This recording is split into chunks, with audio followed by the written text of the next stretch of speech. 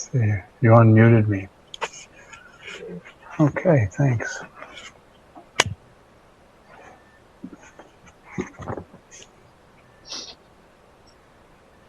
Okay, good morning, everybody. I hope you all had a wonderful weekend. The sun was shining. It was lovely from my standpoint. I'd like to call the meeting of May 26, 2020 to order. And may I ask Member Renahan to lead us in the Pledge of Allegiance, please.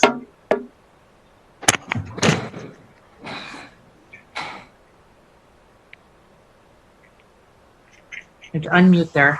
I pledge allegiance to the flag of the United States of America, to the republic for which it stands, one nation under God, indivisible, with liberty and justice for all. Okay. We have Reverend Andrew Hogan today with us. He's the chaplain over at the Dupage Care Center, and his guidance and inspiration has been extremely important these last several weeks. So with that, Chaplain Hogan, would you please lead us in invocation? Good morning. Thank you, Chairman. Let us pray. Almighty and eternal God, as we come before you, focus our minds and hearts upon your will. Remove the many distractions that dissipate our energy. Remind us of our special purpose, gathered together in your name to be stewards and servants. Come to us and be with us. Enter our heart, mind, and spirit. Guide us what we are to do and where we ought to tend. Show us what we must accomplish in order that, with your help, we may be able to please you in all things. May you alone be the author of our decisions. Grant us wisdom to lead others in these turbulent times. May we be a source of comfort and calm for those who are afraid and anxious. Grant us balance in perspective and strengthen our resolve to work together to serve our county residents, especially the most vulnerable. Grant healing to all those affected by this virus, especially the care center residents. Inspire human minds to merge creativity and science to develop a cure. Grant safety to those workers who tend to, in any capacity, the sick and afflicted. Protect them and their loved ones. Continue to bless the work that we do in your name. Continue to bless all the employees and departments of DuPage County. Bless the leadership of the county board and the precious residents of the care center. May we continue to be good stewards of this region and its resources. Unite us to your will as we serve you and the people of DuPage County. We ask all these things in your name, as you live and reign forever and ever. Amen. Thank you, Chaplain. Thank you. Thank you. Pursuant to the governor's executive order, I will entertain a motion to permit the members of the board attending by telephone or through technology here to participate and vote in the meeting. Is there a motion? So moved. Second. And a motion and a second. All those in favor say aye. Aye. Aye. Opposed, nay. The ayes have it. We will proceed. Deputy Clerk. Adam, would you be kind enough to please call the roll? Chaplain. Here. Covert. Here. Desart. Here. DeCiani. Here. Eckhoff. Here. Elliott. Here. Hart. Here. Healy.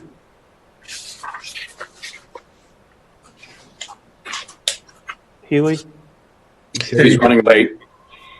Krajewski. Here. Larson. Here. Noonan. Here. Ozog.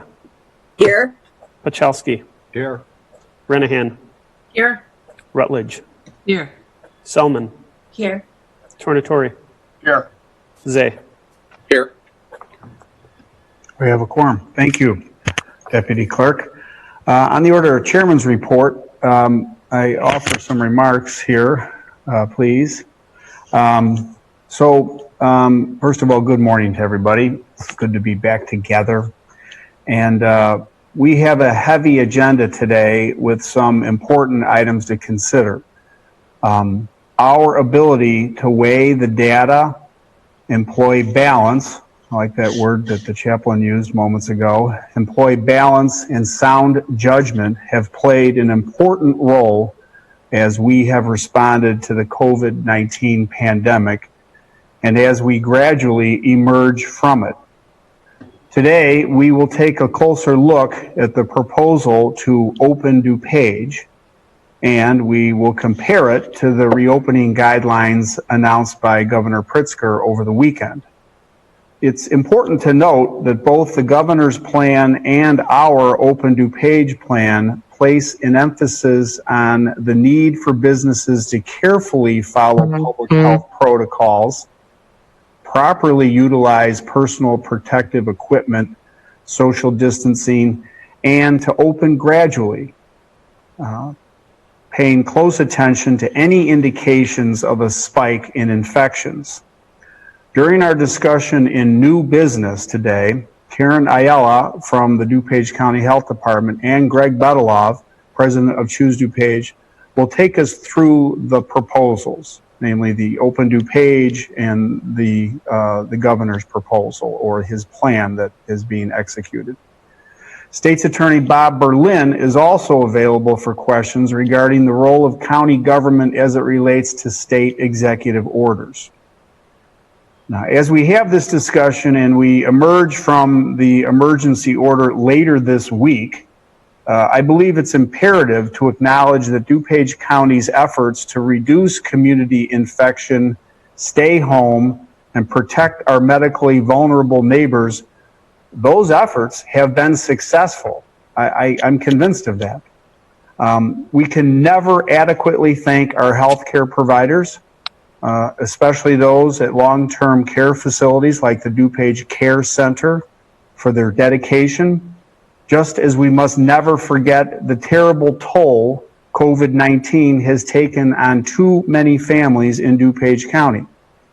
No one can predict what the future will bring. We must ramp up testing and contact tracing so that as we proceed to conduct business with the virus among us, we can identify areas that flare up and we can respond quickly to isolate and to quarantine people for everyone's safety.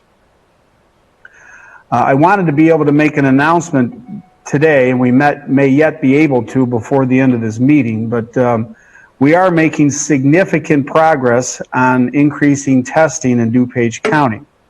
As I say, I hope that we have an announcement later today. We've been also talking with a nonprofit operating in Willowbrook at the Ann M. Jeans School to form a public-private partnership to increase testing among some of our neediest residents in the southeast portion of the county. And the health department continues its positive talks with the state regarding both the mobile and state testing site here in DuPage, and that's what I was referring to just previously about an announcement. So the health department is also rapidly gearing up to staff a robust contact tracing effort per IDPH guidelines. It's pretty clear what the path forward is and what the challenges for us as government leaders are, and that is to have robust testing, contact tracing, the ability to respond quickly as we're conducting business during this pandemic. We must also acknowledge the impact of COVID public health crisis will undoubtedly have on our county budget. Now, before you today is the budget calendar, which lays out our annual process. As you will see, this plan includes a September 22nd date for the budget address that I'm responsible and obligated to deliver. This is a date recommended by both our past and current CFOs, since it allows the finance department to apply one more important round of data that is delivered in late summer to its revenue calculations. Now, let's face it, in this pandemic environment with such a unique and dramatic strain on our budget and so much uncertainty, additional data is crucial as we sharpen our projections and we are informed about how to proceed. So it seems pretty clear to me that we should operate and move forward when we have the best available data. And if we have to wait a little bit, I think that would be the responsible thing to do. In Finance Committee this morning, you heard about the need to address our capital items related to the COVID crisis. I've directed staff to move forward quickly so that we can plan for the safety of staff and visitors to the county campus as we reopen here. I also welcome the discussion under new business regarding reducing the size of the Dupage County Board. Some of the veteran members of the board may remember, when I first proposed this item back in 2010. I know Member Healy has done extensive research on the issue and has championed it for many years. I know Member Ozog has an interest in it now.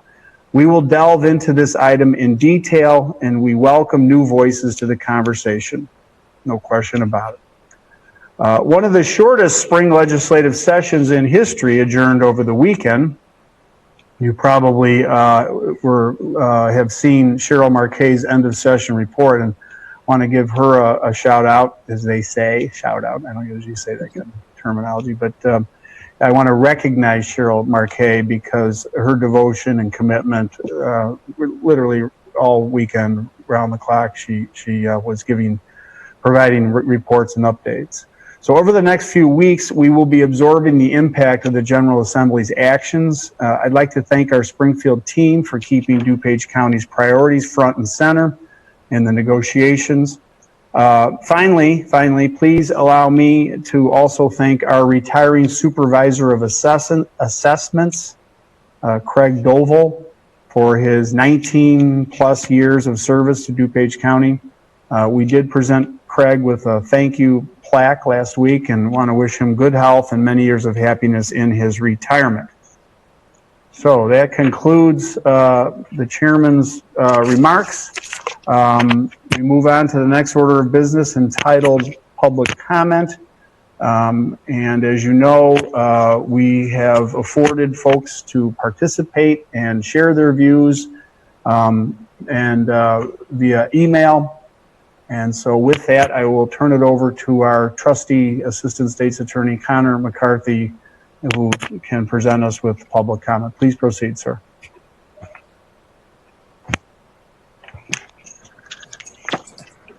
Good morning. There are several public comments today. I will try and get them into the record as quickly as possible.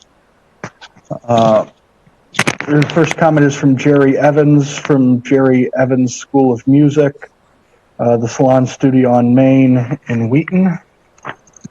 Dear DuPage County Board, I am writing to ask for your consideration for a safe reopening to DuPage County and its small businesses and churches.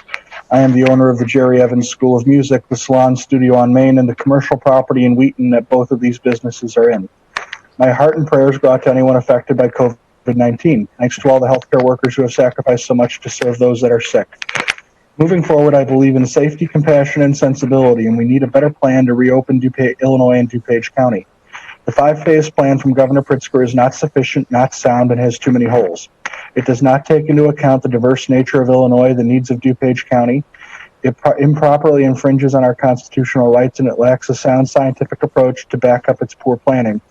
Governor Pritzker's medical panel is led by an internist, not an epidemiologist with the expertise for COVID-19.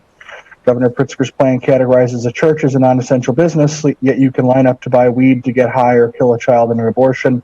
The entire plan simply takes far too long. It has, quote, moved the goalposts, unquote, as the Chicago Tribune editorial board would say, and it will cause undue harm and tremendous suffering to millions.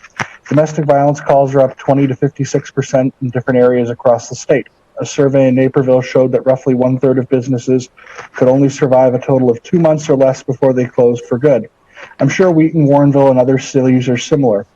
Wellbeing Trust estimates that 75,000 could die nationally from drug and alcohol misuse or suicide through the continued lockdown.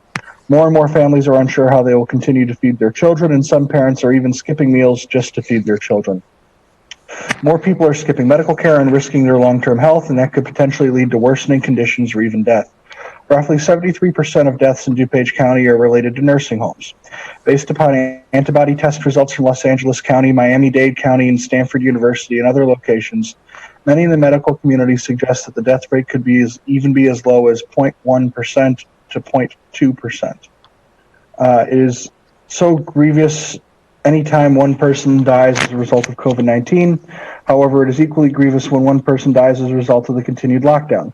We need a policy that is honest with the reality of COVID-19, honest with the death and suffering from a continued lockdown, and doesn't hold one person's life as better than another person's life, but instead recognizes that all men and women are created equal.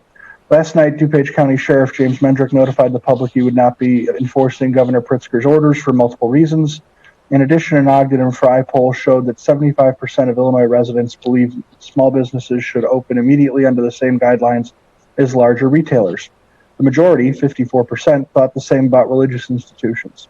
Amid all of this, we have flattened the curve. DuPage County needs a better plan to decide what safety measures are right for us and our businesses, that shields those people that are vulnerable, that honors our constitutional rights, and allows younger adults and children to get back to normal activities. We need an approach that opens quicker, but in a safe, responsible, and more medically sound manner. Let me be clear, I will not advocate for an irresponsible opening where we dismiss all the safety measures and wisdom. Instead, I would advocate for opening DuPage County and its businesses and churches where we follow social distancing guidelines, protect those in high-risk groups, focus testing and resources on nursing homes and senior living communities and other high-risk groups, and utilize the tools given to us from the CDC. It is time to responsibly and safely open DuPage County. Thank you very much for your time. Jerry Evans, School of Music. Next comment is from Kathy Corniels, Corniels, of Wheaton, regarding the proposed reduction in members of the DuPage County Board. Her comments state, with savings of over $300,000, it would make so much sense to reduce the size of the DuPage County Board from 18 to 12 members.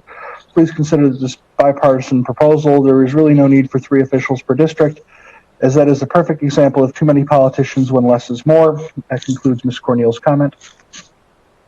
I have a comment from Joanne Tyree, Tyree of Villa Park. Subject is that DuPage County leadership needs to publicly support Phase 3 mask wearing and social distancing requirements. Comment states, Chairman Dan Cronin and the county board members need to issue a public statement endorsing the Illinois Recovery Plan Phase 3's requirements for public mask wearing and social distancing and reducing capacity in stores and restaurants.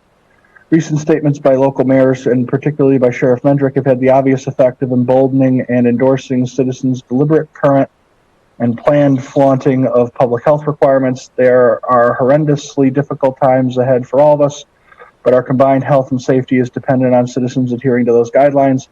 If a significant fraction of the population disregards them, then all the sacrifices we have made to flatten the curve will be in vain, and infections in Illinois, and particularly in dense DuPage County, will go up again. These are times when leaders need to make the more difficult and even unpopular decision. The DuPage County Board needs to do the right thing and take a public stand here. That concludes Ms. Tyree's comment. Next comment is from Edgar Powell.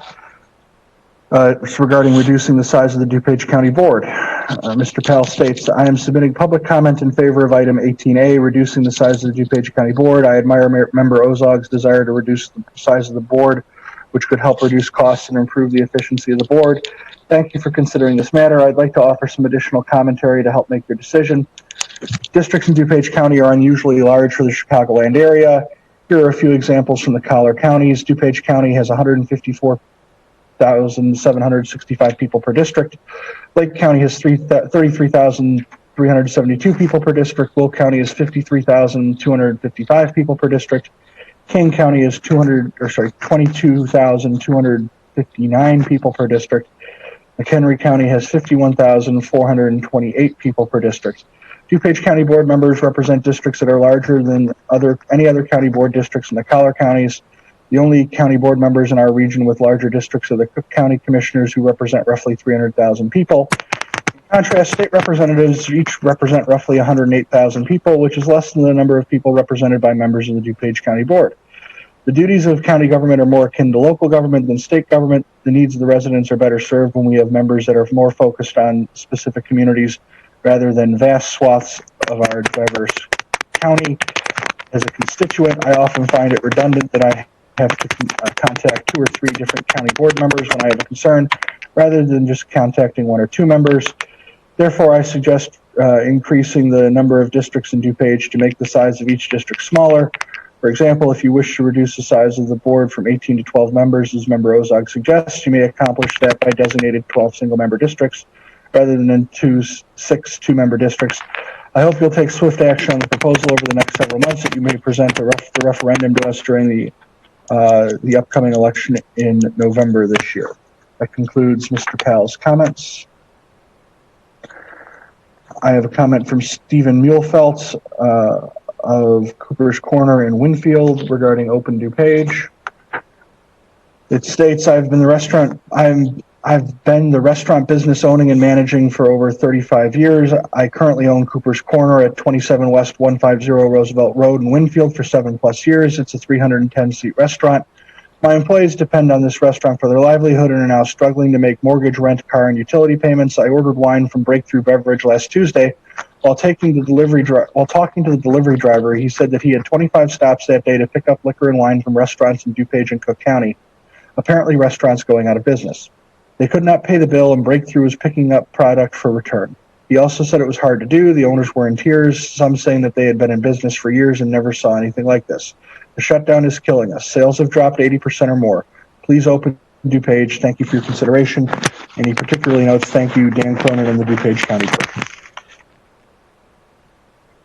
Next comment is from Katie Marsico, M-A-R-S-I-C-O, from Elmhurst. The subject is another perspective on Mayor Morley's request to Governor Pritzker and Sheriff Mendrick's Facebook post.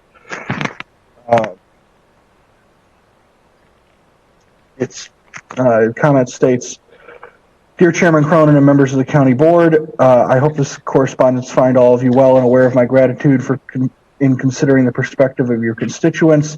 Since this pandemic began, I have written to Governor Pritzker, Mayor Morley, and the Elmhurst City Council about the timing of a plan to phase in.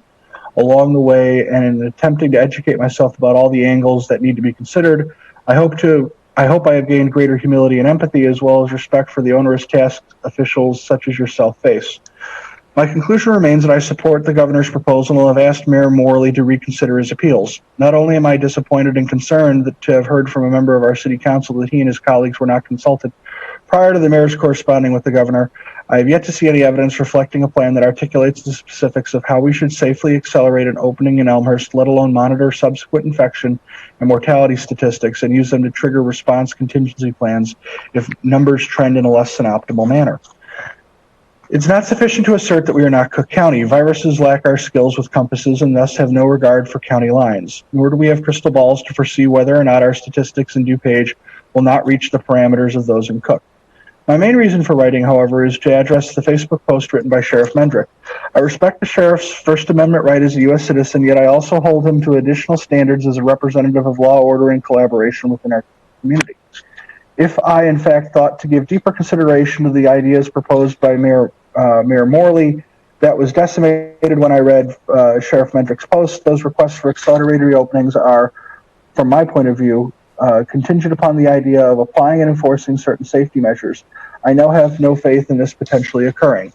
The secondary impact of his editorial is that even as we phase back in, and no matter how we do it, he has undermined the idea that we are members of the community that is Dupage County versus merely residents who can't look beyond our own stories, individual situations, and unique interpretations of laws. Please know that not all of us comprehend or endorse what Mayor Morley is requesting or support how he has gone about asking for it. Moreover, however, not all of us applaud Sheriff Mendrick's recent efforts on social media. I heard him saying that he, quote, was no one's boogeyman, and close quote. No one wants that, of course. We merely want an officer of the state who consistently reinforces his dedication to our safety and progress forward as a community. Thank you for your time and service. I hope you enjoy a healthy, calm summer. Best, Katie Marsico of Elmhurst. Next comment I have is from Cindy Rogers of Manhattan's Restaurant in Carroll Stream.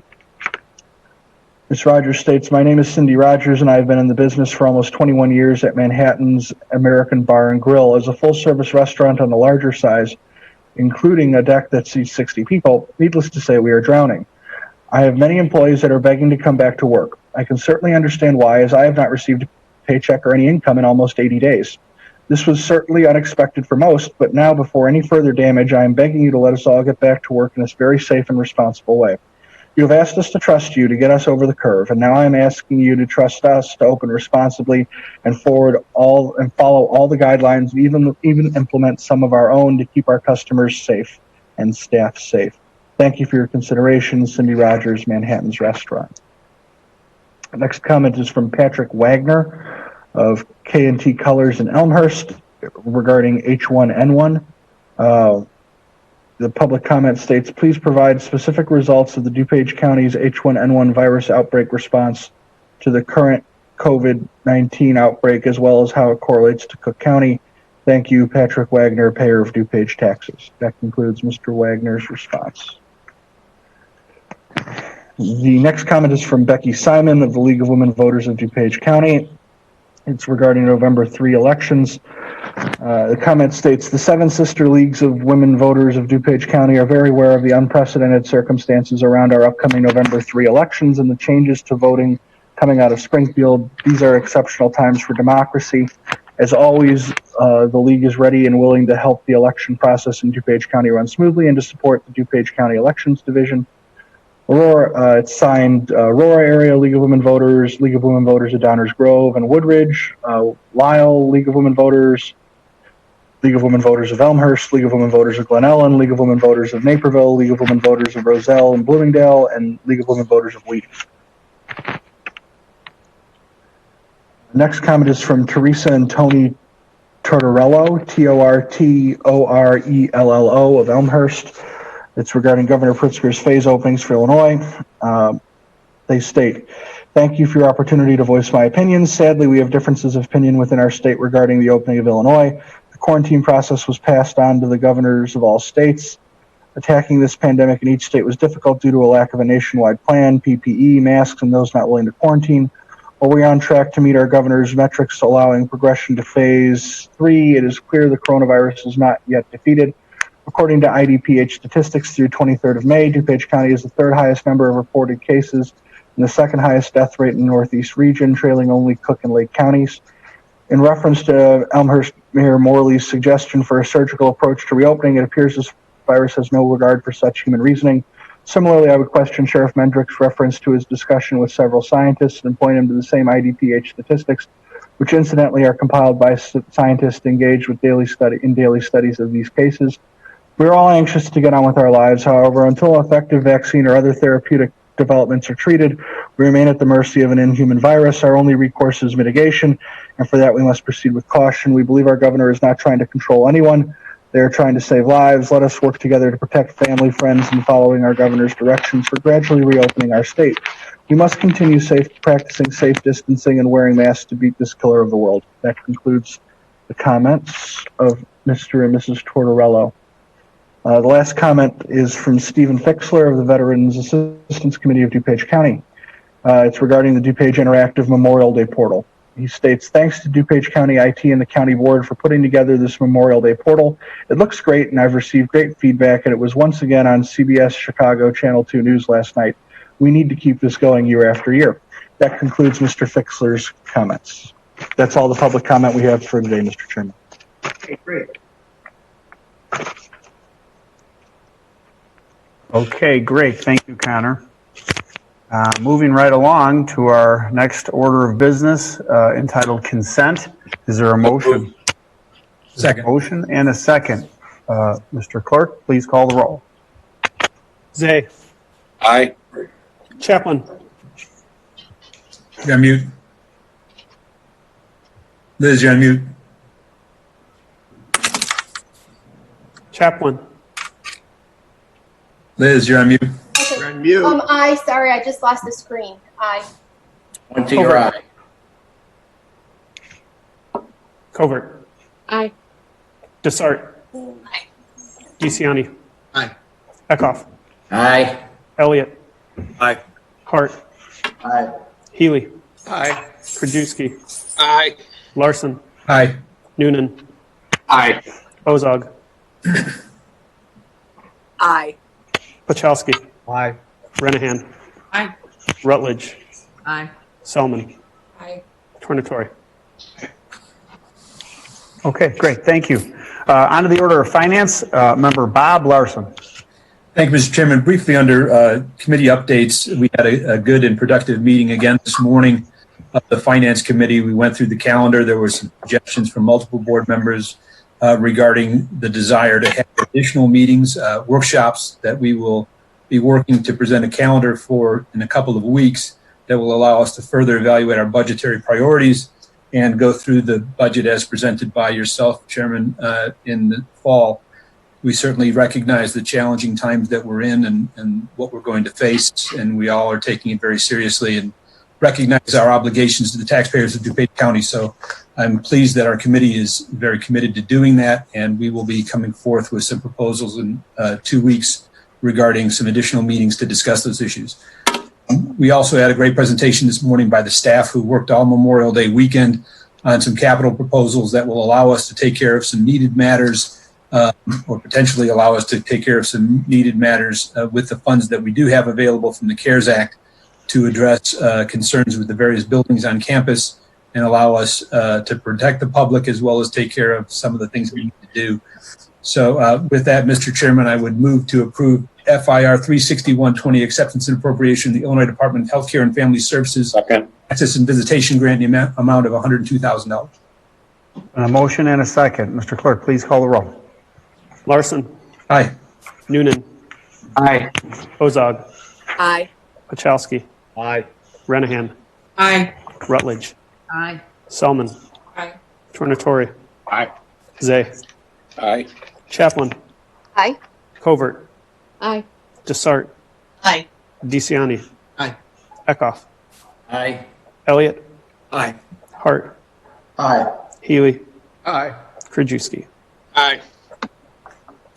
Thank you, Mr. Clerk. Mr. Larson, please. Member Mr. Larson. Chairman, move approval of FIR 36220 acceptance and appropriation of the Title 4D program grant in the amount of $3,481,909.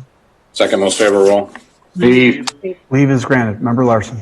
Thank you, Mr. Chairman. Move approval of FIR 36420 authorization of a contract with International Operating Engineers Local 399. Second most favorable roll. Leave. Leave is granted. Member Larson. Thank you, Mr. Chairman. Move approval of FIR 36620 placing names on payroll. Second most favorable roll. Leave. Leave is granted. Member Larson. Thank you, Mr. Chairman. Move approval of 19-20-436, which is the fiscal year 2021 budget letter. Second most favorable roll. Leave. Leave is granted. Member Larson. Thank you, Mr. Chairman. Move approval of FIR 36320, the fiscal year 2021 budget calendar. Second most favorable roll. Leave. Leave is granted. Member Larson. Thank you, Mr. Chairman. Move approval of FIR 36520, the fiscal year 2021 financial and budget policies. Second most favorable roll. Leave. Leave is granted. Member Larson. Thank you, Mr. Chairman. Move approval of FIR 36720, budget transfers to various. Second most favorable roll. Leave. Leave is granted. Member Larson. Thank you, Mr. Chairman. Move approval of FIR 36820, temporary revision and revision to personnel policy manual regarding sick time. Second most favorable roll. Leave. Leave is granted. Member Larson. Thank you, Mr. Chairman. Move approval of FIR 37020, ratification of emergency procurement. Second most favorable roll. Leave. Leave is granted. Member Larson. Thank you, Mr. Chairman. And finally, move approval of FIR 36920, notification and approval for community services to increase impressed checking account. Second most favorable roll. Leave. Leave is granted. Thank you, Thank you, Member Mr. Larson. Chairman. A fine report. Under the order of economic development, Member Tim Elliott.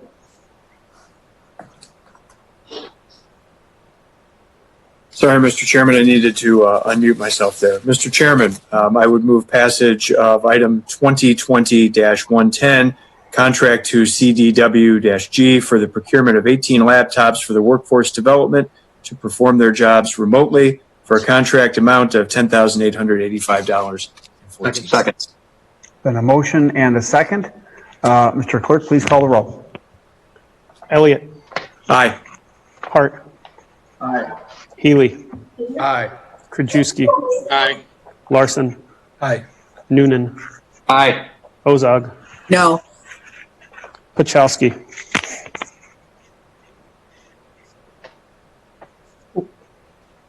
Pachowski. Aye. Sorry.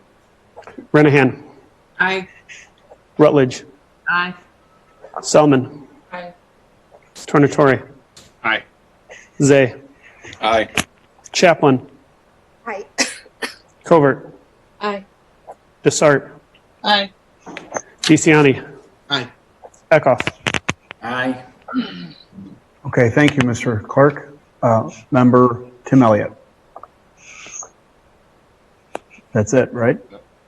Okay, a very fine report, very expeditious, very succinct. On to the order of ETSB, Member Sean Noonan. Thank you, Mr. Chairman. I move for approval on ETSR 35220, First Amendment to the Intergovernmental Agreement between Dupage Public Safety Communications and the County of Dupage, Illinois, on behalf of the Emergency Telephone System Board for the Dupage Emergency Dispatch Interoperable Radio System. Second. Second. Okay, there's been a motion and a second. Mr. Clerk, please call the roll. Noonan. Aye. Ozog. Aye. Pachowski. Aye. Renahan. Aye. Rutledge. Aye. Selman. Aye. Tornatore. Aye. Zay. Aye. Chaplin. Aye. Covert. Aye. Desart. Aye. DeCiani. Aye. Eckhoff. Aye. Elliott. Aye. Hart. Aye. Healy. Aye. Krajewski. Aye. Larson. Aye. Okay, thank you, Member Noonan. On to the order of Health and Human Services, Member Pete DeCiani. Thank you, Mr. Chairman. As far as the committee updates, I wanted to give, unfortunately, an update that we do have some positive cases at the Care Center. Up until this meeting, we were COVID-free, and unfortunately, it's not the case anymore. We have 3 positives at the Care Center, but Janelle Chadwick and her team has been diligent in quarantining these folks and separating them, et cetera.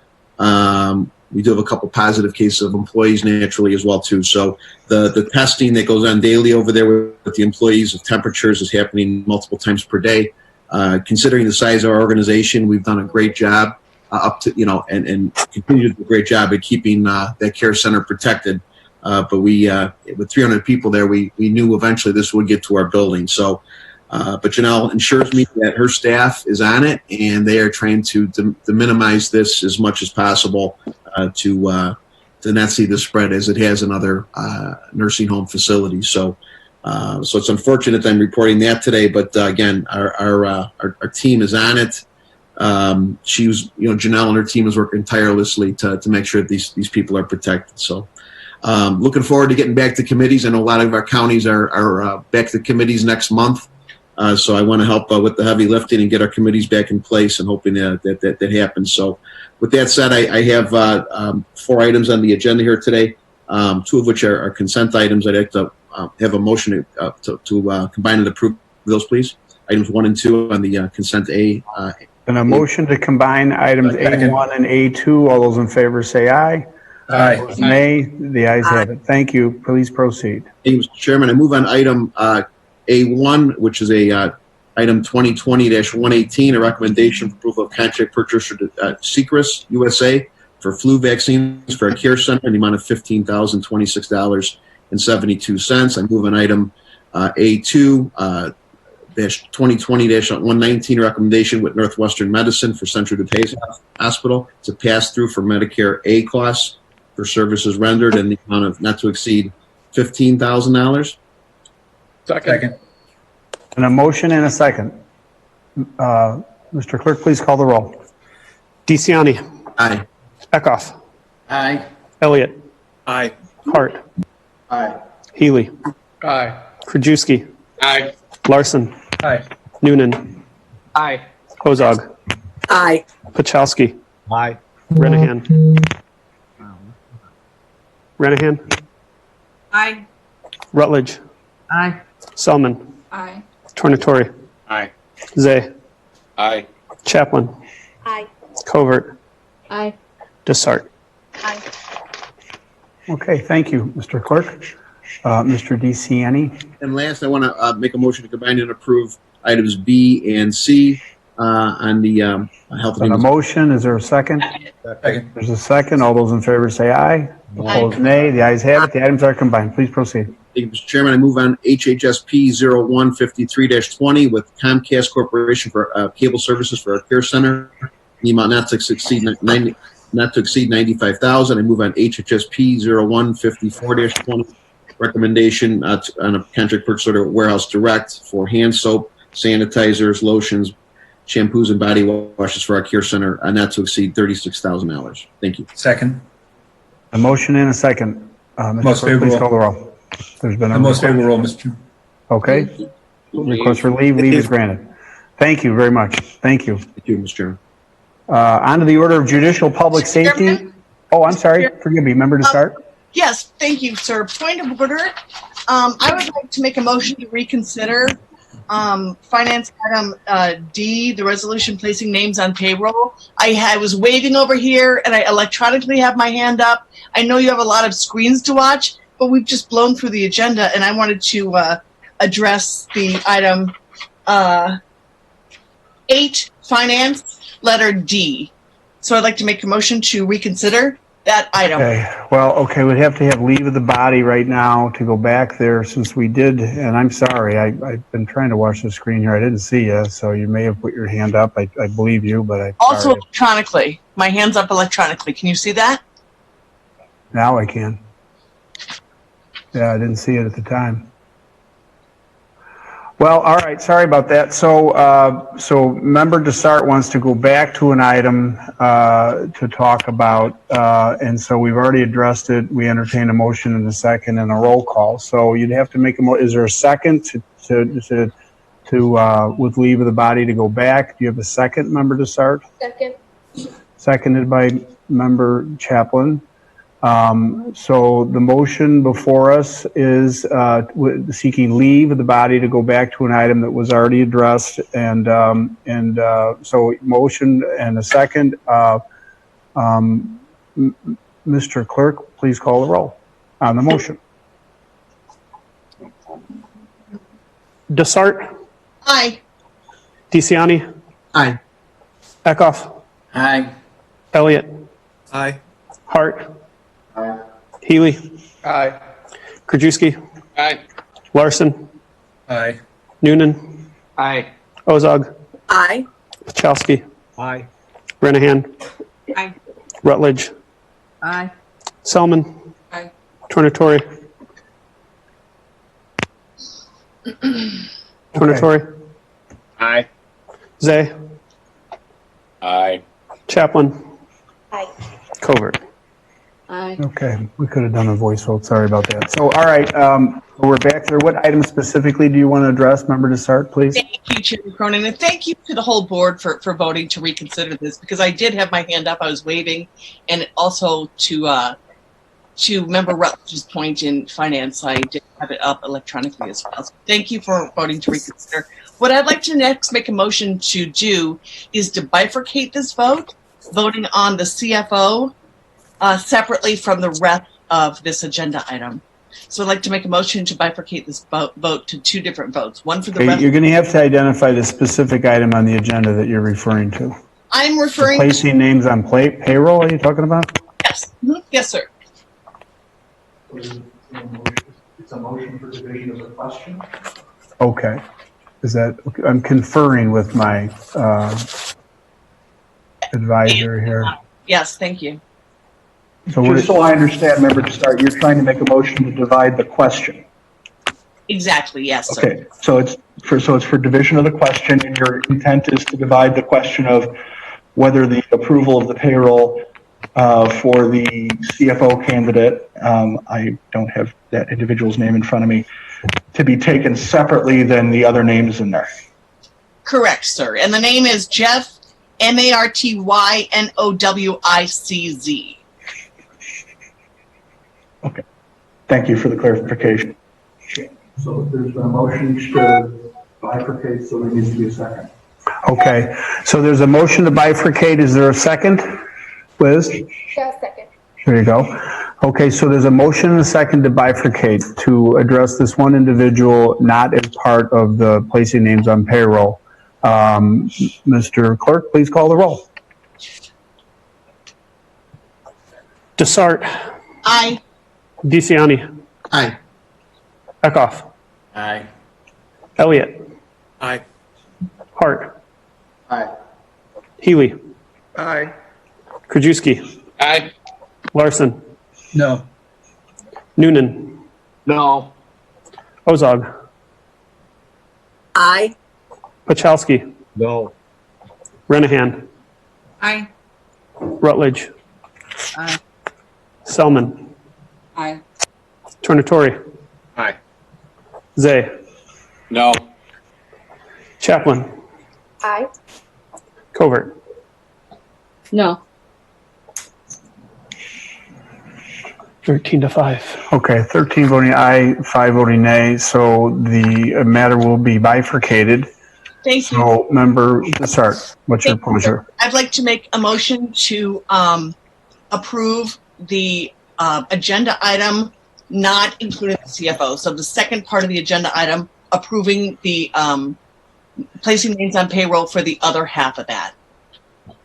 Okay. Mr. Chairman, if I can assist, since it's under Please. my agenda item, I'll just Please, move trustee approval, Robert. move approval of placing names on payroll as presented, with the exception of Mr. Martinowitz. There you go. Second. There's a motion, there's a second, Member Eckhoff. Move the roll. All those in favor say aye. Aye. Those nay, the ayes have it. The question is separated, or the CFO, our new candidate, is isolated now. He's And in. then, Mr. Chairman, I would move approval of the portion of placing names on payroll related to Mr. Martinowitz. Second most favorable roll. Leave. Well, this is where I want to mention. We've gotten to the point Seeking now where recognition. Okay, yes, please, Member Desart. all right, Mr. Martinowitz's resume looks excellent, very qualified individual. Where I'd like our discussion to go, though, right now, is that back in when Mr. Kukolich left in July last year, we increased the salaries and the responsibilities for 3 different people. And we've also increased the responsibility and salary for the interim CFO. And then we've increased the salary and responsibilities for Mr. Kottmeyer as well. I just want to have a conversation. Now we're bringing on this CFO at $180,000 a year. And I'd like to have a conversation about right-sizing some of these salaries. Okay. Anyone else seeking recognition? Mr. Chairman? Yes, Member Larson. I would just note again, as I noted when this issue came up earlier, we altered some of the composition and some of our senior staff took on additional responsibilities when Mr. Kukolich left without replacing Mr. Kukolich, which actually, I believe, resulted in overall savings. We are now replacing Paul Rafak and his entire salary with a new CFO. So we're not adding an additional salary. Mr. Spiro, when he gets through the transitional period, it's our understanding the plan will be that he will continue to assist in the transition period as our new full-time CFO comes on board, and then we'll return to his normal duties and his normal salary. So just to understand the finances or the potential financial impact of that, I think we need to be accurate in what we're talking about. Member Desart seeking recognition. Thank you. I think it would be very helpful when we're talking about these salaries to see an administrative flow chart. We haven't seen job descriptions. There was supposed to be a phase 2 in this whole administrative fry-headed 3 people for 1 job. We were supposed to see a flow chart. We haven't seen job descriptions. And again, whose responsibility is what? We need to see this. I think it's important. And I think it's important to get some of these salaries under control. Okay, further discussion. I saw Member Ozog seeking recognition. Okay, first of all, I want to renew from last year's discussion that this is absolutely not about the individuals involved. But last year we had the same discussion when Mr. Kukolich left, and at that time a 3-headed situation was created. Phase 2 was supposed to discuss for future structure of how we manage how the board is managing the rest of the departments. And we have not seen the things that Member Dessart has enumerated. However, right now it appears to me that we now have gone back to an executive, and there is still these 3 positions here, all of whom received raises, and now we have an executive position, and I assume Mr. Kottmeyer has been compensated for the increase in responsibilities. So instead of a savings of $100,000, which is where we were at after Mr. Kuklich last year, I think we probably incurred further staff cost here, and I'd like to have this examined further because I am unclear about the structure that we're going to be using moving forward. Do we have one executive and then we have 3 different people underneath, and then they're each being paid a significant salary increase? And how is this working here? That's my comment. Thank you. Okay, further discussion? Anyone else seeking recognition? Member Zay. Thank you, Mr. Chairman. You know, sometimes the best laid plans, things go wrong. I don't think anybody knew at the time that Mr. Rafek was going to get a job offer for a job that he described as, you know, his dream job. So things happen, and we have to make adjustments. And the chairman made adjustments on the fly during a critical time by promoting Mr. Kottmeyer to that spot. I can tell you, maybe that some of you don't know, the work that Mr. Kottmeyer, Cheryl Marquet, and Joan Olson have done over the last 8 weeks is extraordinary, and they're earning their salary more than double than what they're doing. They're on the phone with us, with the chairman. I can't tell you how many hours. I'm getting calls from Mr. Kottmeyer on the weekend. I mean, it's just unbelievable. I called him once to talk to him. It was 9:30 at night. He was still at the county. So sometimes these plans go bad. The chairman is it's his selection on the CFO. This was not just his selection. Myself and Mr. Larson sat in on these interviews for other people. And we were moving forward in a time when we need someone to come in as a chief financial officer to help us through some current times. And again, the chairman has done his best job to bring the best people in to serve our county, and I think he's done that. So, I also don't understand why this continues when this was brought up in finance, that it passed unanimously, and it comes to the county board, and all of a sudden we have questions. I just don't understand that. You would think the first time it comes up, I know how somebody votes yes and votes no when it comes to the county board. You think the discussion would be when the first time it comes to the meeting. So again, the chairman's doing what he can. Mr. Kottmeyer is our operations. He's also still has his job at Public Works. So he's taken on extra responsibility. And again, overall, we have an economic savings when we replace Mr. Kuklich. Thank you, Mr. Chairman. Thank you, sir. Further discussion, I saw Member Chaplin. Yes, thank you. Thank you, Chairman. So, excuse me. With regards to this, yeah, I mean, we definitely need a CFO. But I would like to see too, maybe because Nick is doing such a good job in his role, maybe for future discussion, having, maybe go back to our old structure. Because I think for me personally, I liked having kind of one point person. It was a little bit easier, and I just felt the board flowed a little better. But I think everybody's doing a great job. And I would, we did talk about phase 2 of this plan, and we never did see phase 2. So, like I said, I mean, we definitely need a CFO, but maybe we can revisit the structure of the county board office in the future. Anyone else seeking recognition? I see Member Dessart. I just wanted to reiterate what Member Ozog said, and this isn't about personalities. This isn't about any one individual. All of these, this candidate for CFO and all of our existing employees have excellent resumes. It's just about getting the salaries back in line, right-sizing those salaries. Now that we have, for example, Mr. Kottmeyer doing more work than he had previously, and he only got a raise of under $20,000. So if he's doing all this extra work, and I know he is because I reached out to him on Sunday and a holiday weekend, and he got back to me. So I know he's doing great work. But I'm just saying we need to right-size these salaries now that things are settling down a little bit as far as now that we've filled Rafek's position. Thank you. Further discussion, I see Member Krajewski over there. Hi, Mr. Chairman. Just real quick, maybe you could have staff send out what Paul Rafek was making prior to him being promoted to the extra duties. I guess it'll be similar to what we're about ready to approve right now. I've got it. It was he went from 176,807 to 194,488.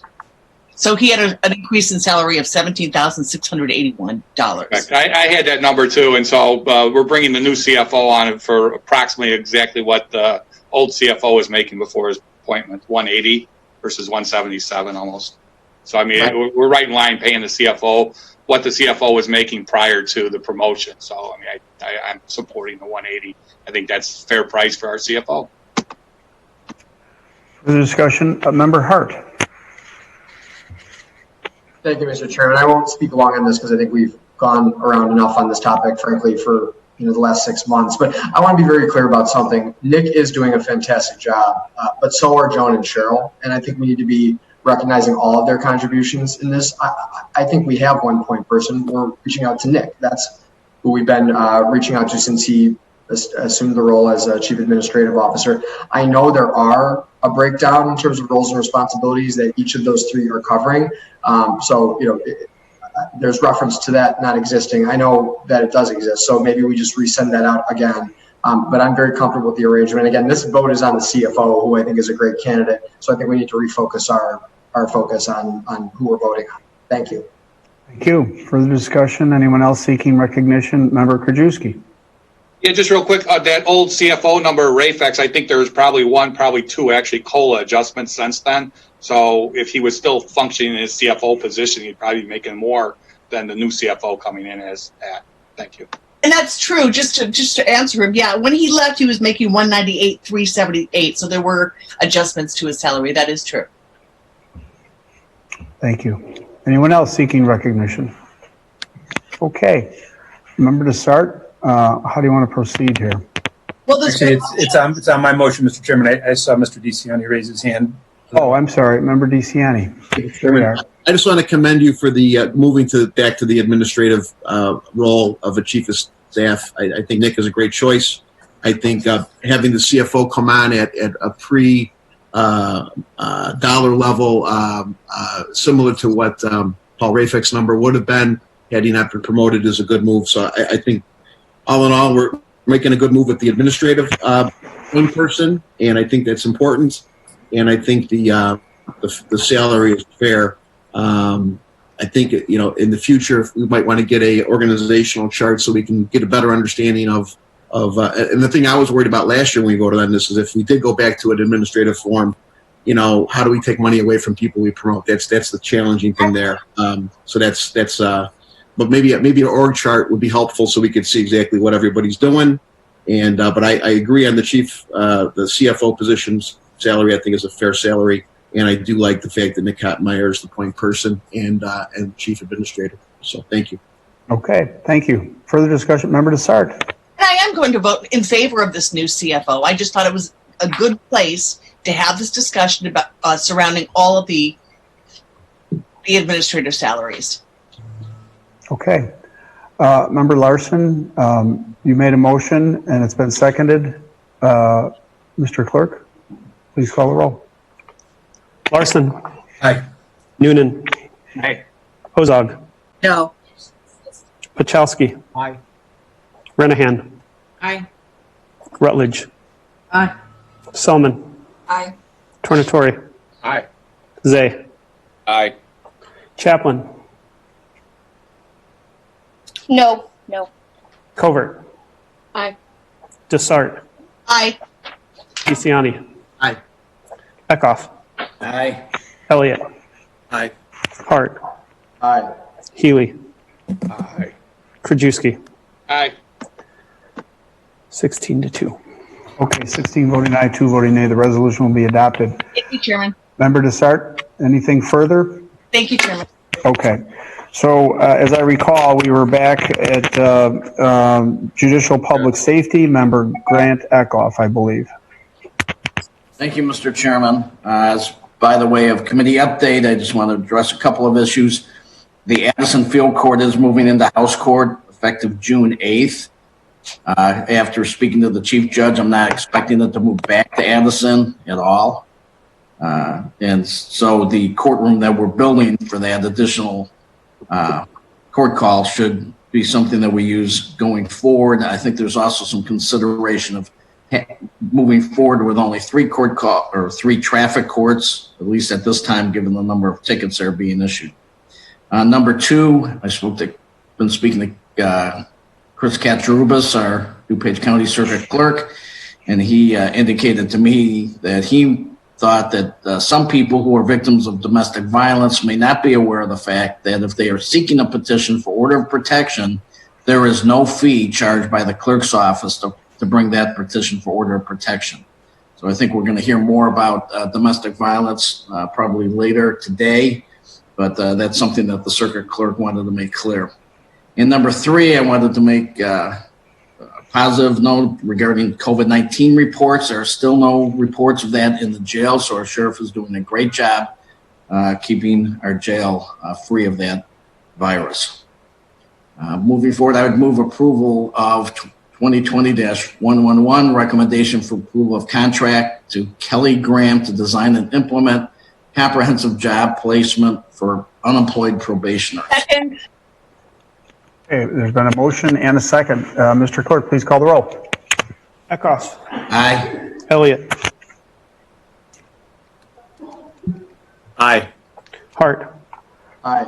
Healy. Aye. Krajewski. Aye. Larson. Aye. Noonan. Aye. Ozog. Aye. Pachowski. Aye. Renahan. Aye. Rutledge. Aye. Selman. Aye. Tornatore. Aye. Zay. Aye. Chaplin. Aye. Covert. Aye. Desart. Aye. DeCiani. Aye. Thank you, Mr. Clerk. Member Eckhoff. Thank you, Mr. Chairman. I move approval of 2020-112, recommendation for approval of contract to Stericycle, Inc. to provide necessary supplies along with pickup and disposal of potentially infectious medical waste for the Second most favorable. Leave. Leave is granted. Member Eckhoff. Thank you, Mr. Chairman. I move approval of JPS 156-20, recommendation for approval of contract purchase to HOV Services for on-site and off-site document scanning. I did want to make one point. We had brought this up at Finance, and Ms. Renahan had done a good job back in November, December of pointing out that we need to bid this out.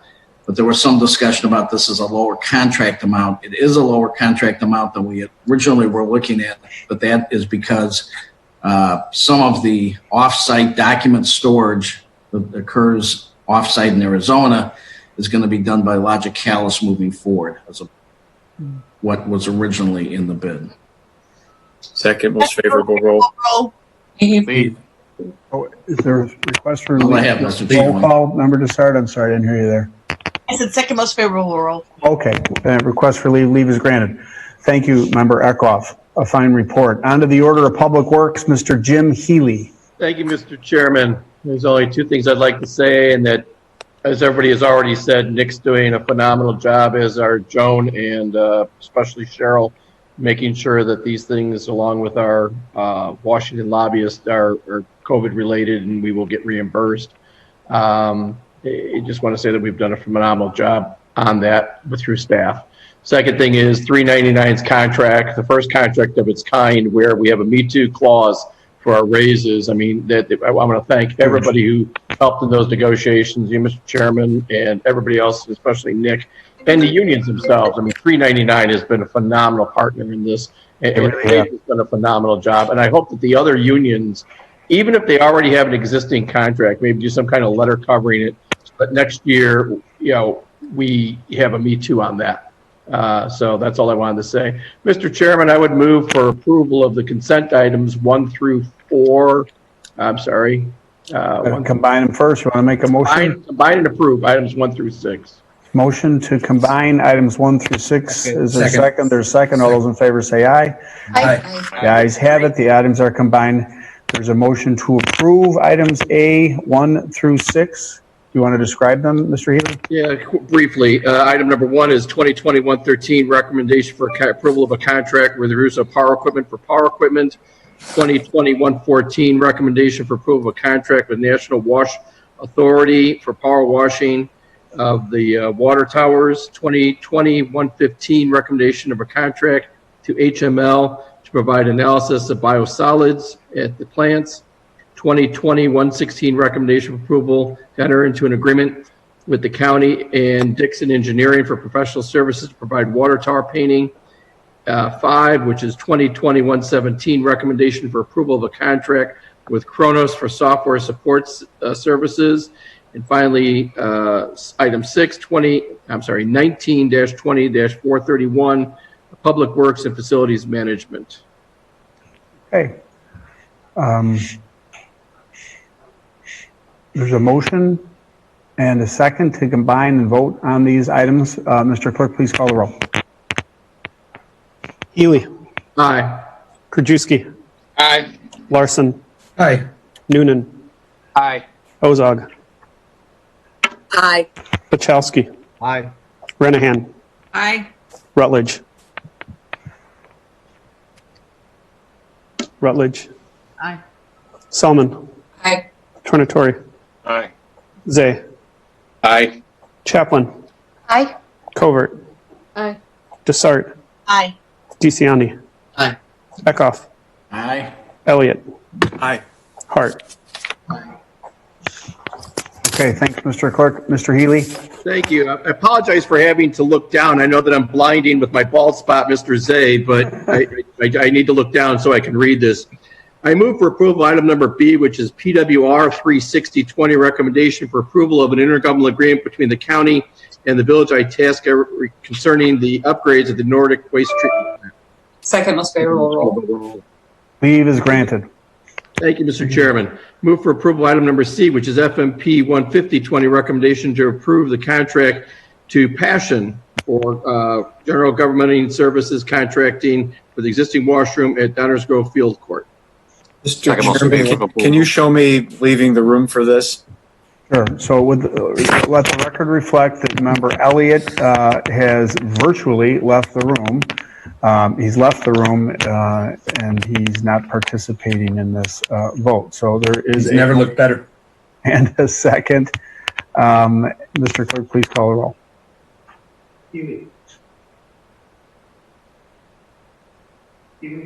If you're saying something, you need to turn on your microphone. Apologies. Healy. Aye. Krajewski.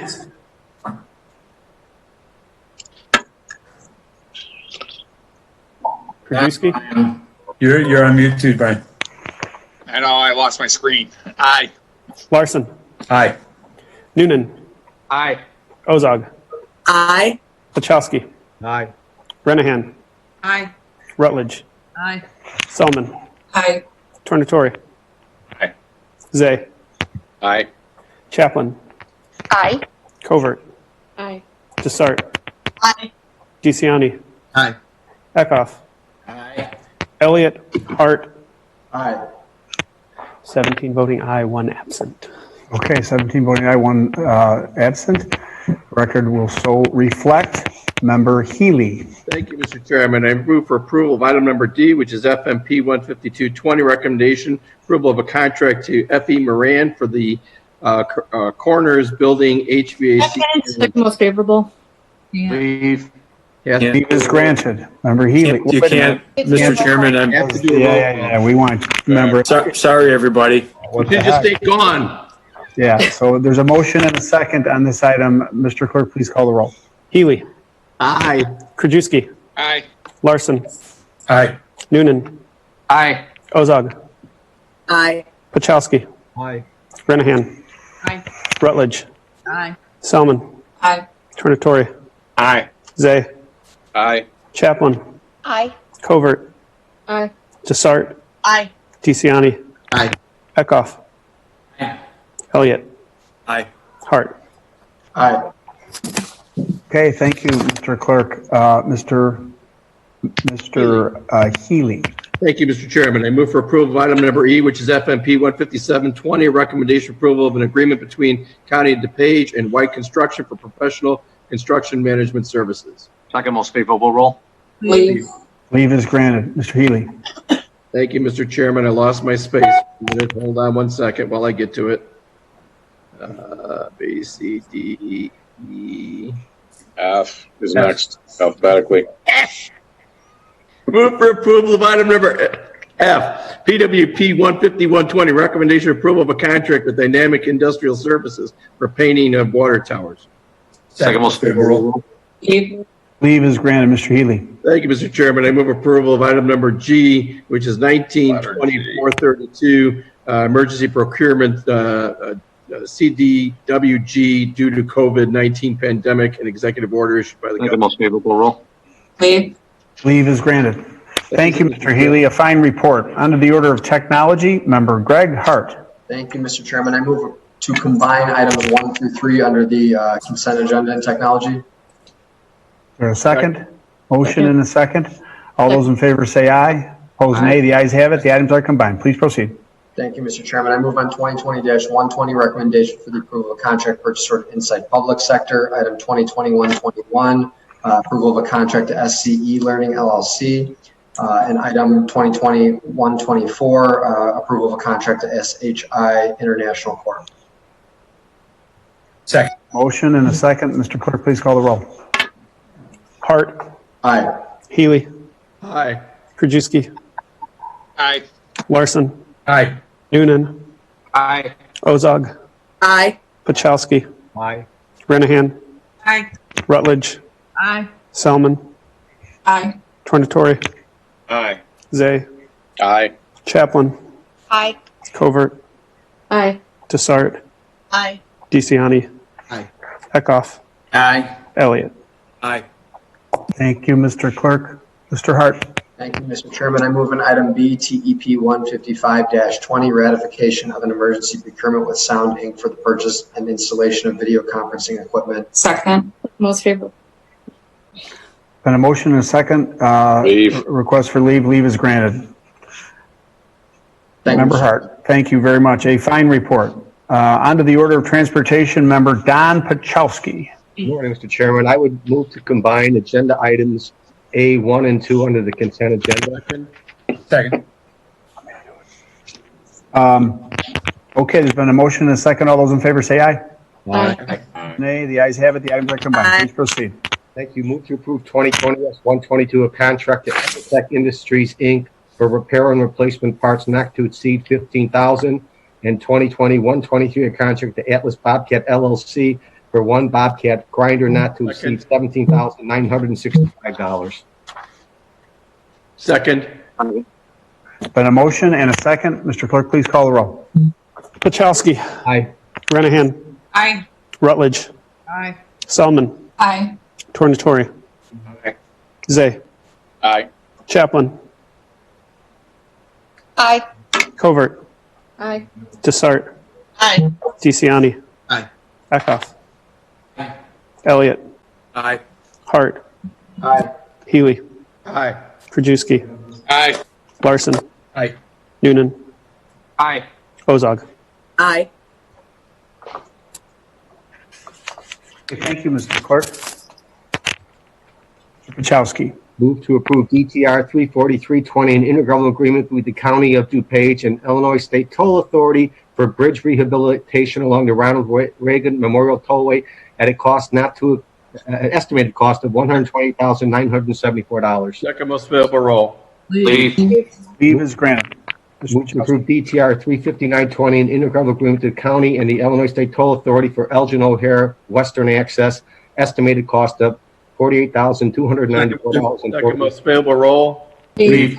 Leave is granted. Mr. Pachowski. 14820, contract to MSC Industrial Direct Inc. for health and safety supplies not to exceed $25,000. Second most favorable roll. Leave. Leave is granted. 14920, contract utility transport service Inc. for disposal of street sweepings and stormwater and ditching soils not to exceed $60,000 per low responsible bid. Second most favorable roll. Leave. Leave is granted. Move to approve change order DTP 3098-18, amendment to a resolution to H.W. Lochner for construction and engineering services for a new amending contract of $1,324,265.33. Second most favorable roll. Leave. Leave is granted.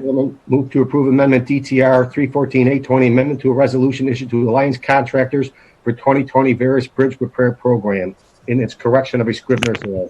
Second most favorable roll. Leave is granted. Okay, thank you, Mr. Pachowski. A fine report. On to the order of business entitled discussion. We're familiar with this. Public Act 990646 requires that we place this item on our agenda. It's called the Pension Obligation Projections required by the Local Government Wage Increase Transparency Act. Anyone seeking recognition on this issue? Anyone want to talk about it?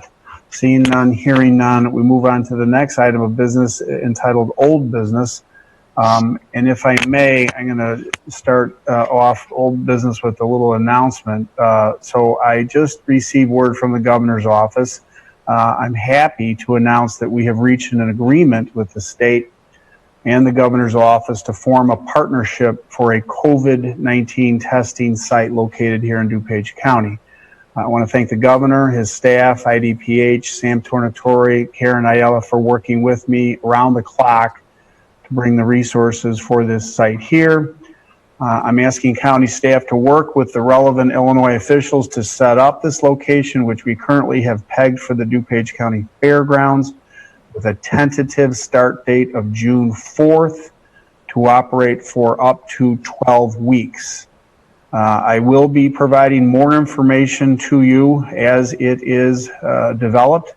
Our primary goal is to begin by performing 200 to 250 tests per day. We'd like to ramp that up, but certainly that's what we're going to start.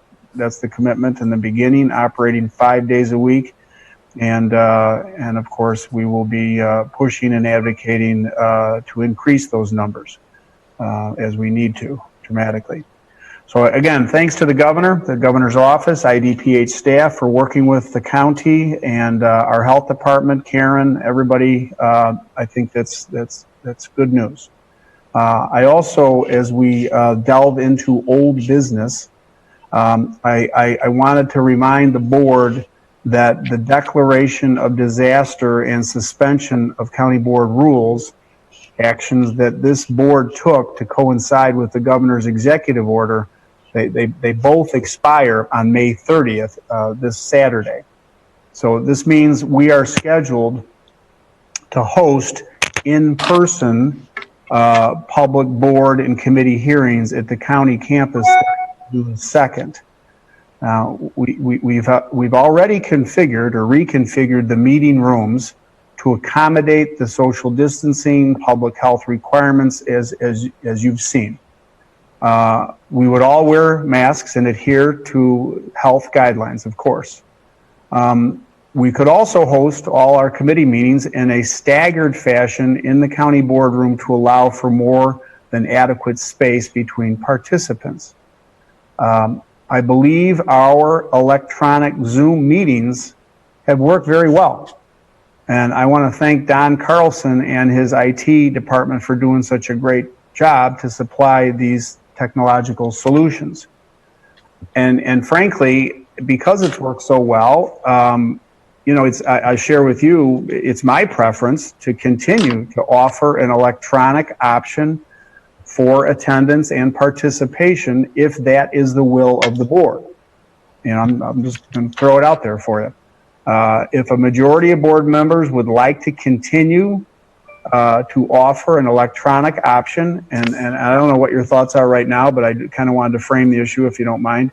I'm just offering this as an alternative. We would need to hold a very brief, however, if that's what the majority wants to do, we would have to have a very brief special call meeting this Friday morning on Zoom to, again, suspend the county board rules, allowing for electronic participation in both committee and county board meetings until a date certain, perhaps August 30th or September 30th.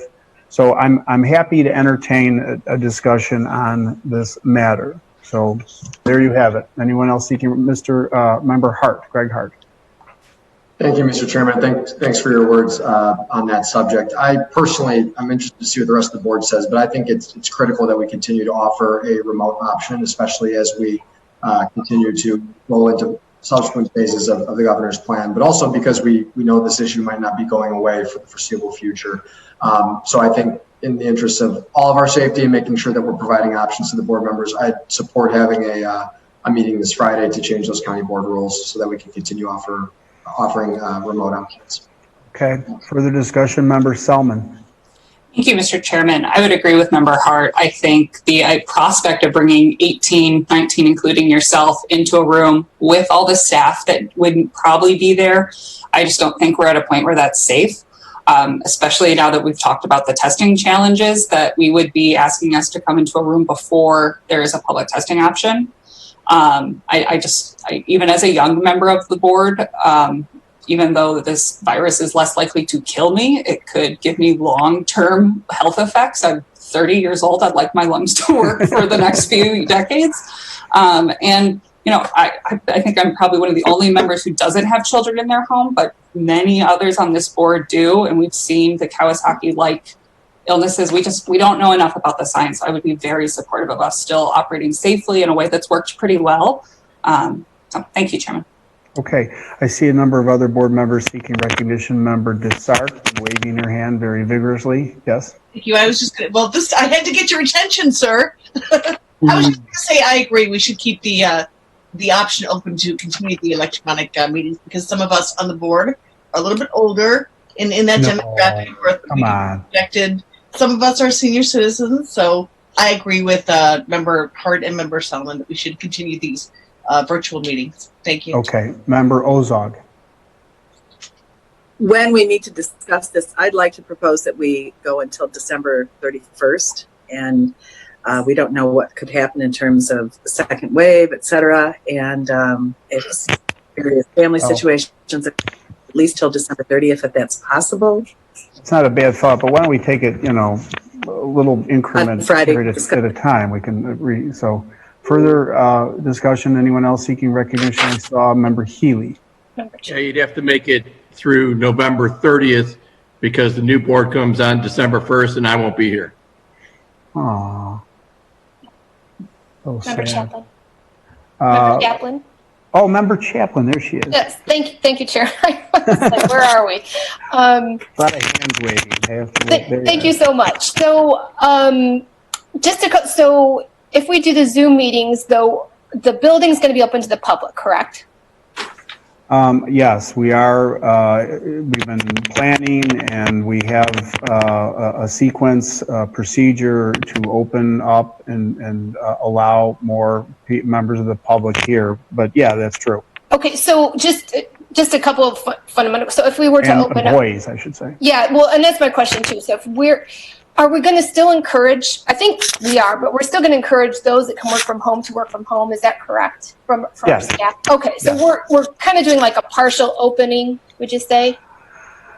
Look, and it's because of the rules. It's the limitation of the rules. Right. We have to face this issue and address it. So, you know, I mean, I'm not going to ask to suspend the rules unless everybody here is comfortable with the reasons why. So no, well, I'm just trying to see how this would all work, you know, because like if we're staying home, you know, I mean, if we have the ability to still work via Zoom and some of the departments that might, each department head has been carefully planning and has worked diligently for allowing their workforce the option to work at home. Some folks can't work at home, as you know. So yes. We've gone through all of that. Right. Okay. I just wanted to make sure that was still part of the plan. Okay. And then would the public be coming into the meetings then too? Would be open up the boardroom for public to come into our meetings? I think so. Yeah.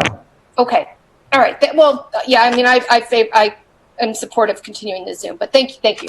Sure. Further discussion, Member Zay, followed by Member Pachowski, followed by Member Ozog. Thank you, Mr. Chairman. I want to get some clarifications. I think what we need to do is just amend our rules, not suspend the rules, amend the rules to allow video conferencing.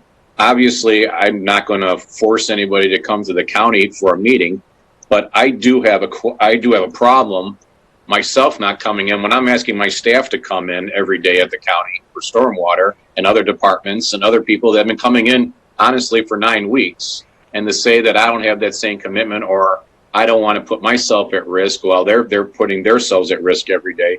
I just have a problem with that. So I would never tell anybody they have to come in. But I think we just amend the rules to those who want the option to still do it by Zoom, they do it by Zoom. Those who want to attend and come to the county, they can come to the county as long as we meet those standards. Obviously, larger committees are going to have issues, but I would never force anybody to come to the meeting. But I don't think we need to suspend the rules. We just need to amend them to allow video conferencing for committees and for county board. I'm going to have to recognize Connor McDermott on the rules, and then Don Carlson is seeking recognition to talk about. Is he related to Connor McCarthy? Yeah, and then we'll go to Member Pachowski, followed by Member Ozog. Mr. Connor McCarthy. I'll answer to many names. Just so the board's aware, over the weekend, the General Assembly passed a statutory authorization for local governments to meet by Zoom and teleconference and other electronic means. That's somewhat involved. There's a lot of factual findings that need to be made. So my suggestion would be that the governor hasn't signed it as of yet, which is why we're still able to do things the way we've done them today. But I would suggest that the board, if it's going to amend its rules, may just want to get rid of the limitations on it altogether and just adopt the state law. That way it's we're tracking it and it's a little bit easier. Fine with me. Whatever the most effective path forward is, given what the will of the board is here. Member Pachowski, please. Oh no, I'm sorry. We got to call on Don Carlson. Don's got to explain the technical issues if we want to proceed this way. Don, are you there? I am here. Everybody hear me okay? Yes. Okay, great. So obviously we've been thinking about this for quite some time and how we're going to be able to handle the flexibility that I think everybody desires. And to Chairman or to Member Zay's question about people having some people on site and some people remote, the Zoom rooms allow us to do that. That's why we went ahead with that technology and did that. So we're hoping that by the July or the June 9 meeting that we would be able to have that available. And also, Joan Olson came up with a good idea for committees if we wanted to do it for public participation or public access. We could show YouTube, kind of a continual YouTube feed like C-SPAN does on a channel that would be like for 3500A and another YouTube channel for 3500B, and just run those meetings continuously where the public could view as they wished. So we have a couple of different options, and certainly we're here to make it happen however you want to make it happen.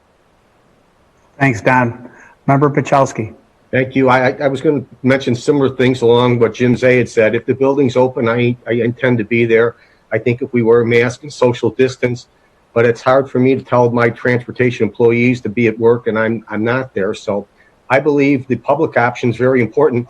The cafeteria is just not being used. Can't we use that as a building for having people attend meetings or participate?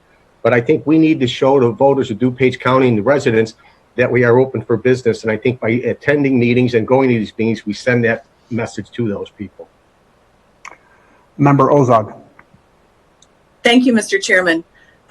Going forward, my first idea, it is possible that we might be able to utilize the auditorium in a fashion maybe similar to how the state representatives met this week in a convention center.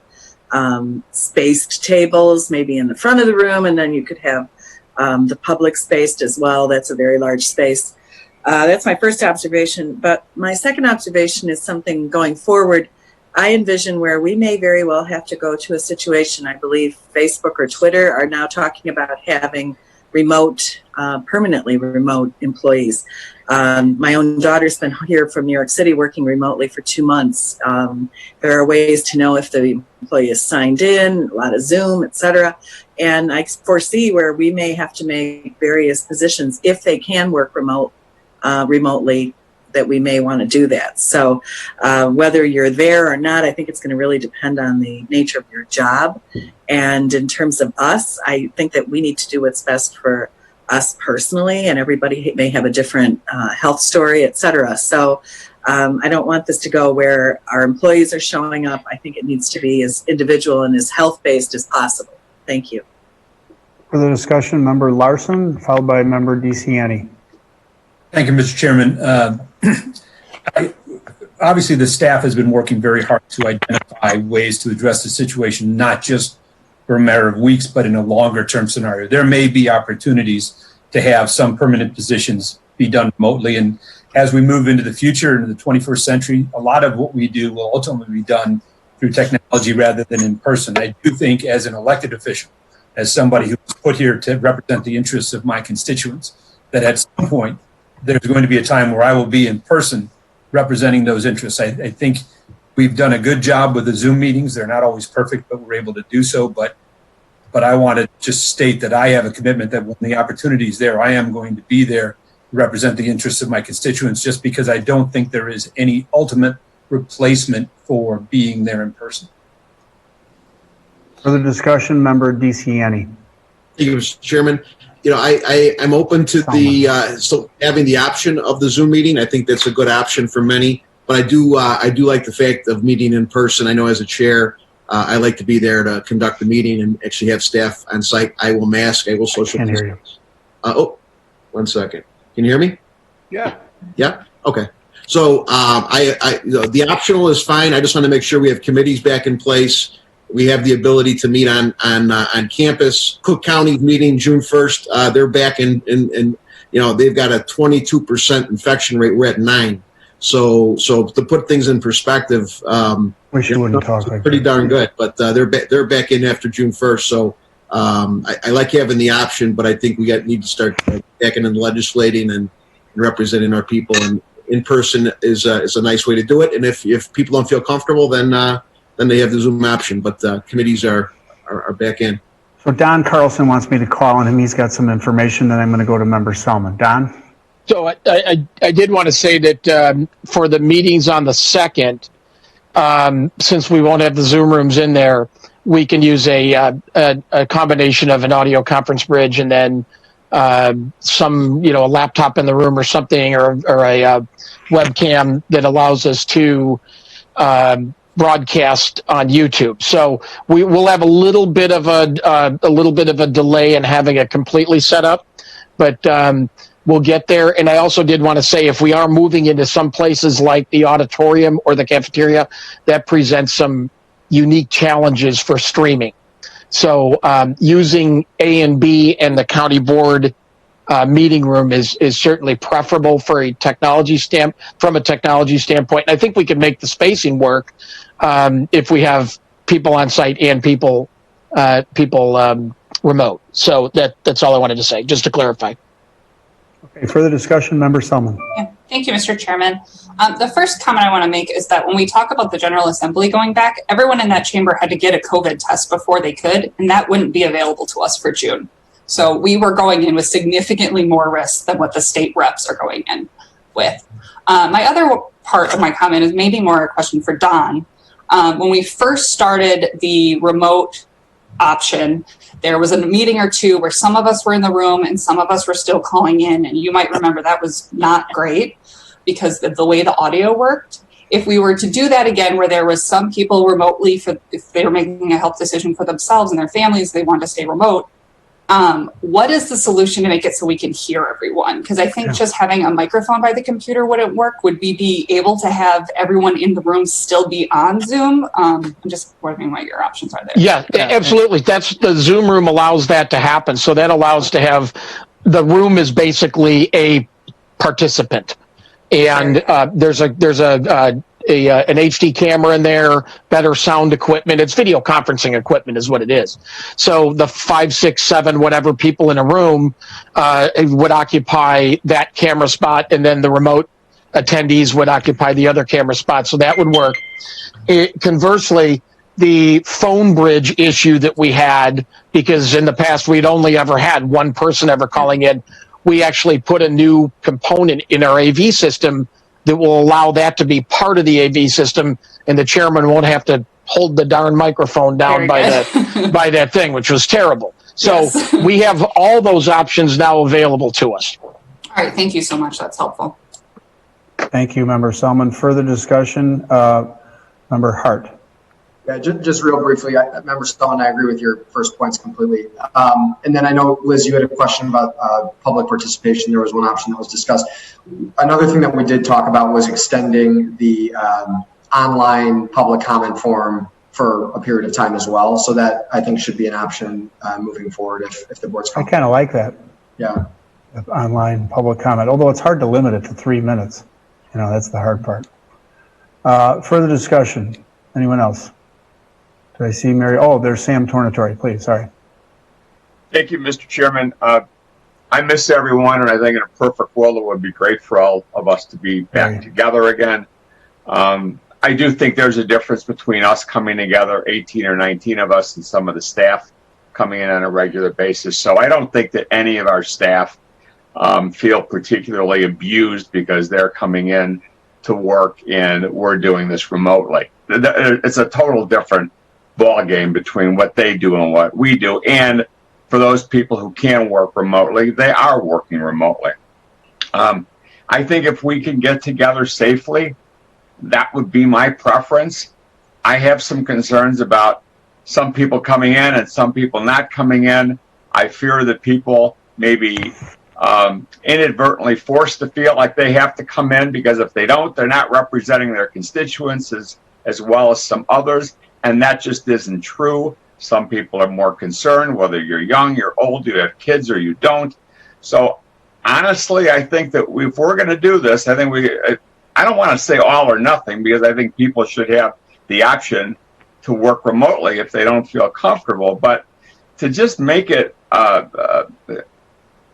of a willy-nilly decision whether you feel like coming in on a Tuesday morning or not, to me is kind of a recipe for a problem that we don't have right now.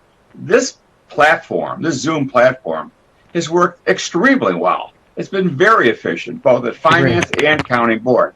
Now, it may have some issues when we get to committees and overlapping and things like that, but not anything that I don't think Doc Carlson and his staff can't figure out. And let's remember, we're just thinking about going into phase 3 on Friday. We don't need to rush this just because we've decided that June 2nd is the target date for us to get together. It could be June 9th, it could be June 16th. Let's think this through. I think we ought to think it through.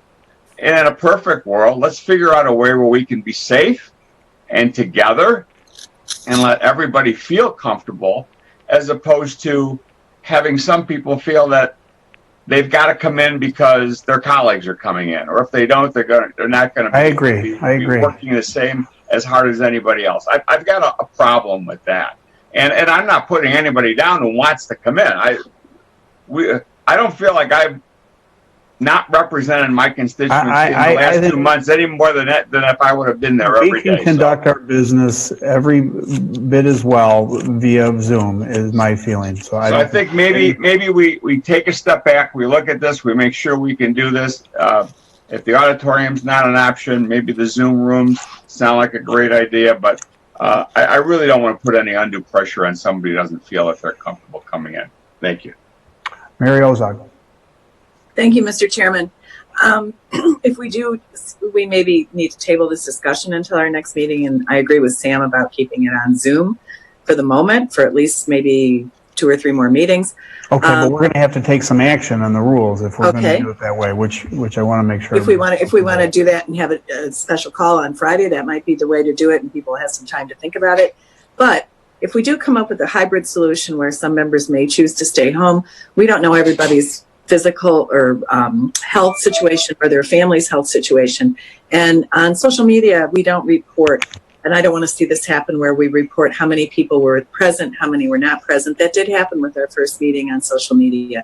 And I would hope that everyone would abstain from that because people have their own reasons to do this, and we are in the midst of a pandemic. Thank you. Okay. I think Liz Chaplin. Real quick. I agree with everything Sam said 100%. I think he's right, spot on everything. So thank you for those well thought out and good comments, Sam. Thank you. Further discussion? Okay, so Connor McCarthy, not Connor McDermott, not Connor McBride. I know a lot of Connor somebody or other, but please advise procedurally what action do we need to take. Mr. Zay has said that all we need to do is adopt video conferencing option and embrace that. So please advise. This is going to determine how quickly the governor signs that legislation. So it'll be sort of an evolving thing as we go. I can draft some sort of amendment that basically provides a video conferencing policy in accordance with either the governor's executive order, if it's in effect, or state law, if it's not, depending when the governor signs that bill. Assuming he signs that bill, I guess he could veto it, but that's just something to be cognizant of. Frequently, the board adopts a higher standard for its membership than and participation remotely than state law requires. And that's the reason that the rules needed to be suspended, because the governor didn't suspend the board's order. It just suspended state law. So what I hear you saying, the safest advisable route for us is to have this special call meeting. It'll be brief Friday morning. If the will of the majority here is to, at least for the time being, continue on Zoom, and then I encourage discussion among board members about how we want to proceed in the longer term. So does that sound agreeable to everybody here? Any objection? Is that the Zoom option, Chairman, or is that completely Zoom? Well, to continue, I guess and correct me if I'm wrong, but what I'm hearing here is that we want to continue doing what we've been doing for the, June 2nd, June 9th, and then give everybody an opportunity to discuss this, to collaborate, to come up with a policy go forward, because there is some sensitivity to having some people decide that they want to participate Zoom, which I think is perfectly fine, quite frankly, but I know I see the issue there. So it's all or nothing kind of thing, I guess, is what's being discussed. So, but also the option is an alternative as well. I think is something got to be part of the discussion. So I encourage all of you to decide what you want to do collectively. I'm happy to embrace it. I hope it's something that everybody feel, that it's not a real divisive issue. I hope that we all pretty much want to move forward in one particular path. But I guess, Member DeCiani, for now, we're going to need to address the rules because of the limitation, and to suspend the rules because of the deadline is up. So we have to take some action on Friday morning. I promise we'll make it quick if everybody's agreeable to moving forward, continuing to conduct our business via Zoom for the next several weeks until we figure out what the heck we want to do. Mr. Zay. So what you're saying is that we will not have committee meetings, that we're going to suspend our rules and continue with an emergency order? No, is that what? I think we will. It'll be just a little more challenging. Don Carlson, you want to pipe in on that? I mean, it'll be a little more challenging from a technological standpoint. Don Carlson? Member Zay, what was your exact question on that, just so I answer it correctly? Well, no, it wasn't to you. It was more to the chairman. I mean, if we're going to come back, we're going to suspend our rules. That means that we're advocating our responsibilities to the chairman that we've done for the last 8 weeks. I mean, some of us want to get back to the committee structure. So are we going to have committee meetings? I want to have committees as well. I have the floor, Mr. Chairman. Do we have committee meetings, or what's going to be done on Friday? Are we going to continue just having county board meetings and not have committee meetings? That's what the question is. And I don't see where my assumption was, when we had talked about this 2 weeks ago, we were moving forward with this plan, what Mr. Cottonmeyer had said. I don't understand why this is brought up during old business now, when we could have been given some notice ahead of time that we knew this was going to expire, that what we were going to do. I mean, I was under the assumption we were going to go back to somewhat of a hybrid mix of this. And again, somebody who doesn't want to come in, I'm not going to hold anything against them. I mean, I might not come in. I don't know. But that was the plan. That option. But then I listened to some folks here, and we're revising or amending or trying to be responsive. Member Hart. Thank you, Mr. Chairman. If I'm hearing you correctly, I think it's not a question of if we're having committee meetings, it's how are those meetings being run. So if I'm hearing what Don Carlson just said, the Zoom meetings, which will allow both in-person and remote participation, will be installed and operational by June 9th.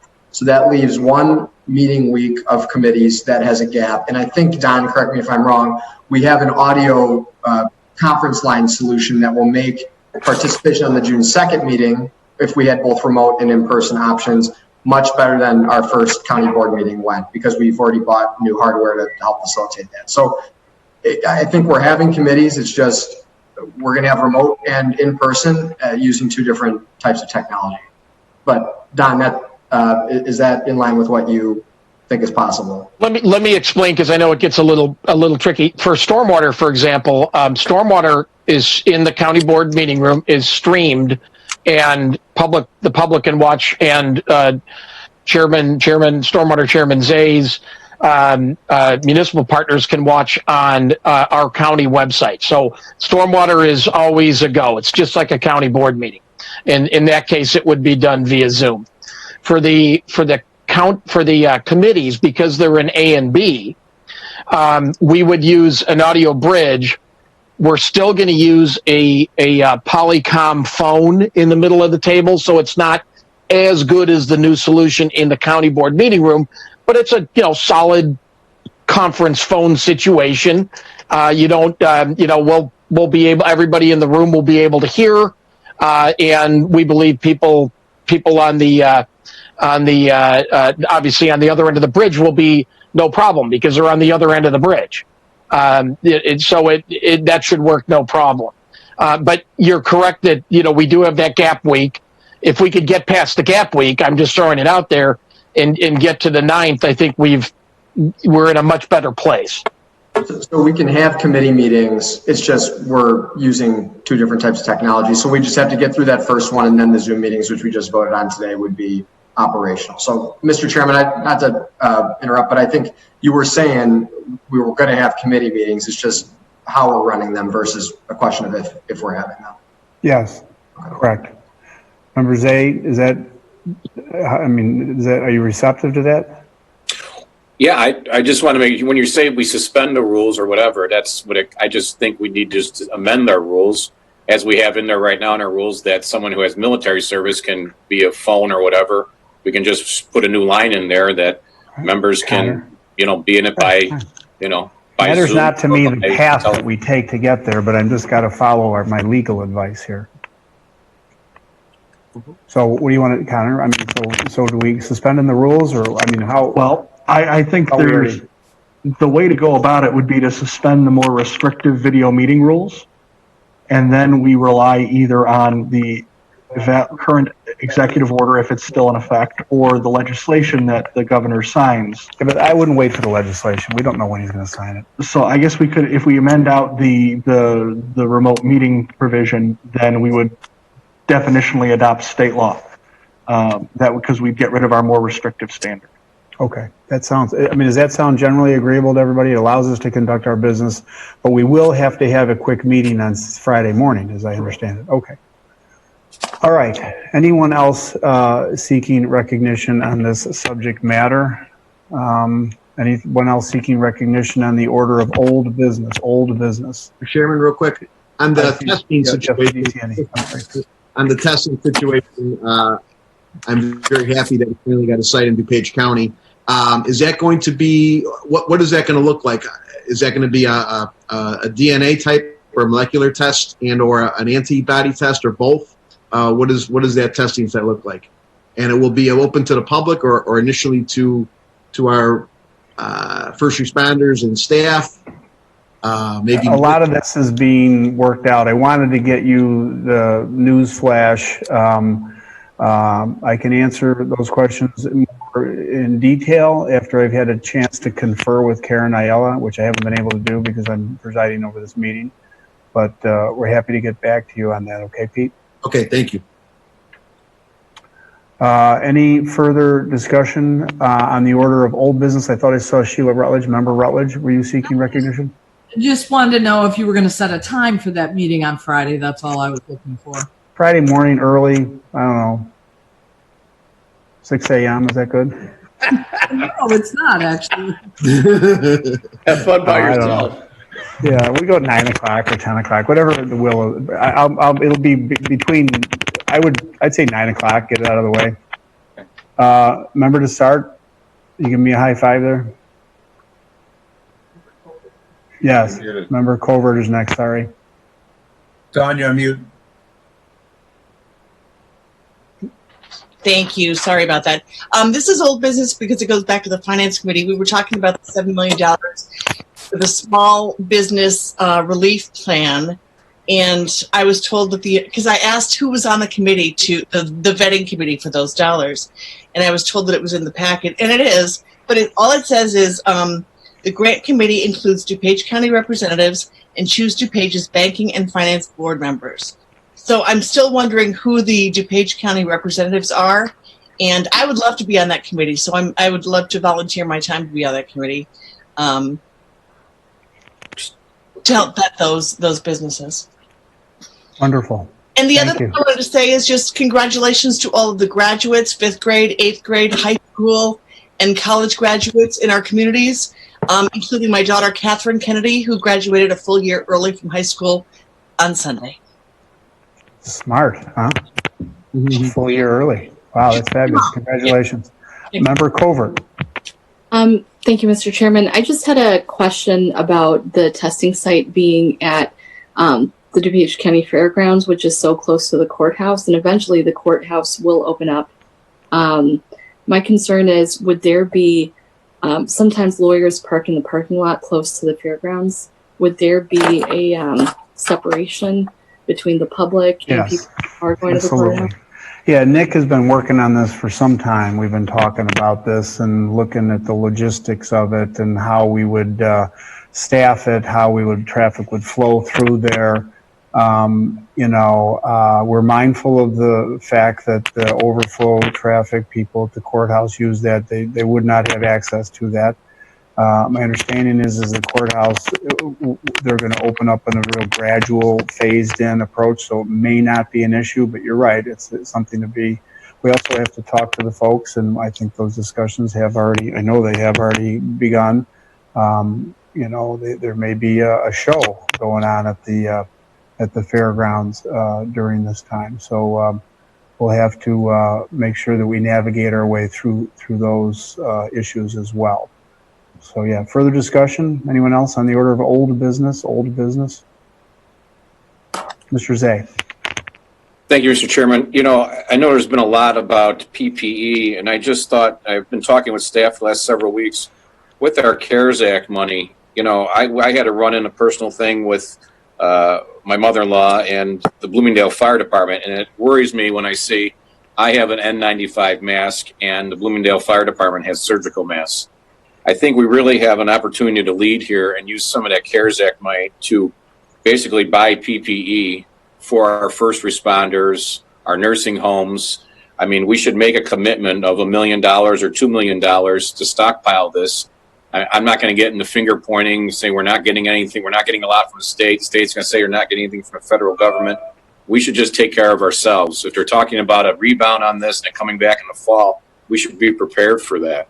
So we should start looking at stockpiling for us, for our communities, for our first responders, our essential workers, see what nursing homes need. We heard that, it's hard for testing there, but at least we should start, getting into this and start getting more supplies here and more PPE for DuPage County.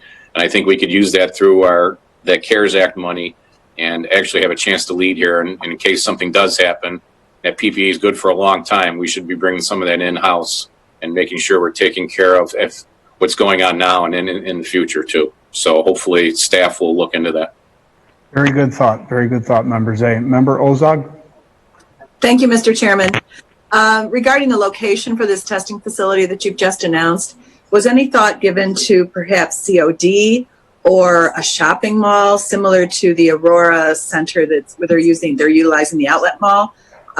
In particular, COD I know is being used by car rental facilities from O'Hare. They've got cars being parked out at COD, and that might have been a more central location where the traffic might be more manageable as well. So I think another location might be worth discussing, and COD is obviously a public entity as well. Thank you. Thank you. Further discussion on the order of old business? Seeing none, hearing none. Mr. Sam Tornatore, forgive me. Thank you, Mr. Chairman. I agree with Member Zay regarding the PPE. I do know that from the call we had on Saturday with the governor's office and Karen Karen acknowledged that there was a substantial contribution from the state to us with some additional PPE.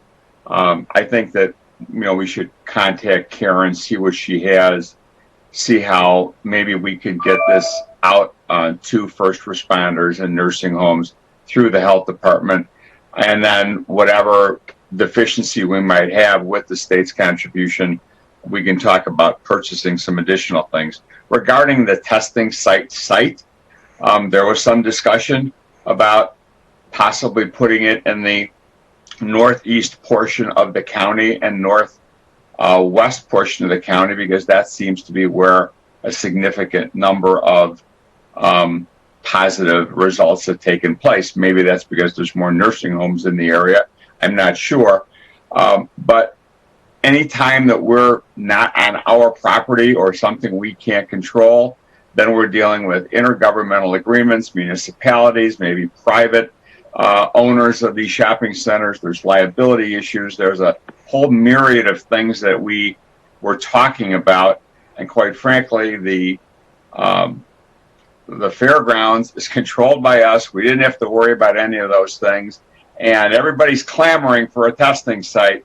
This was the quickest way to get it without having to deal with individual shopping center owners who will or won't, work with us. So that's why we picked it. It may not be the only testing site we have, but it's probably the quickest way to do this, and the most efficient. So that's the reason that the fairgrounds was chosen, presumably. Thank you, Member Burns. Thank you. Those are good. Thanks, Sam. Member Dessart.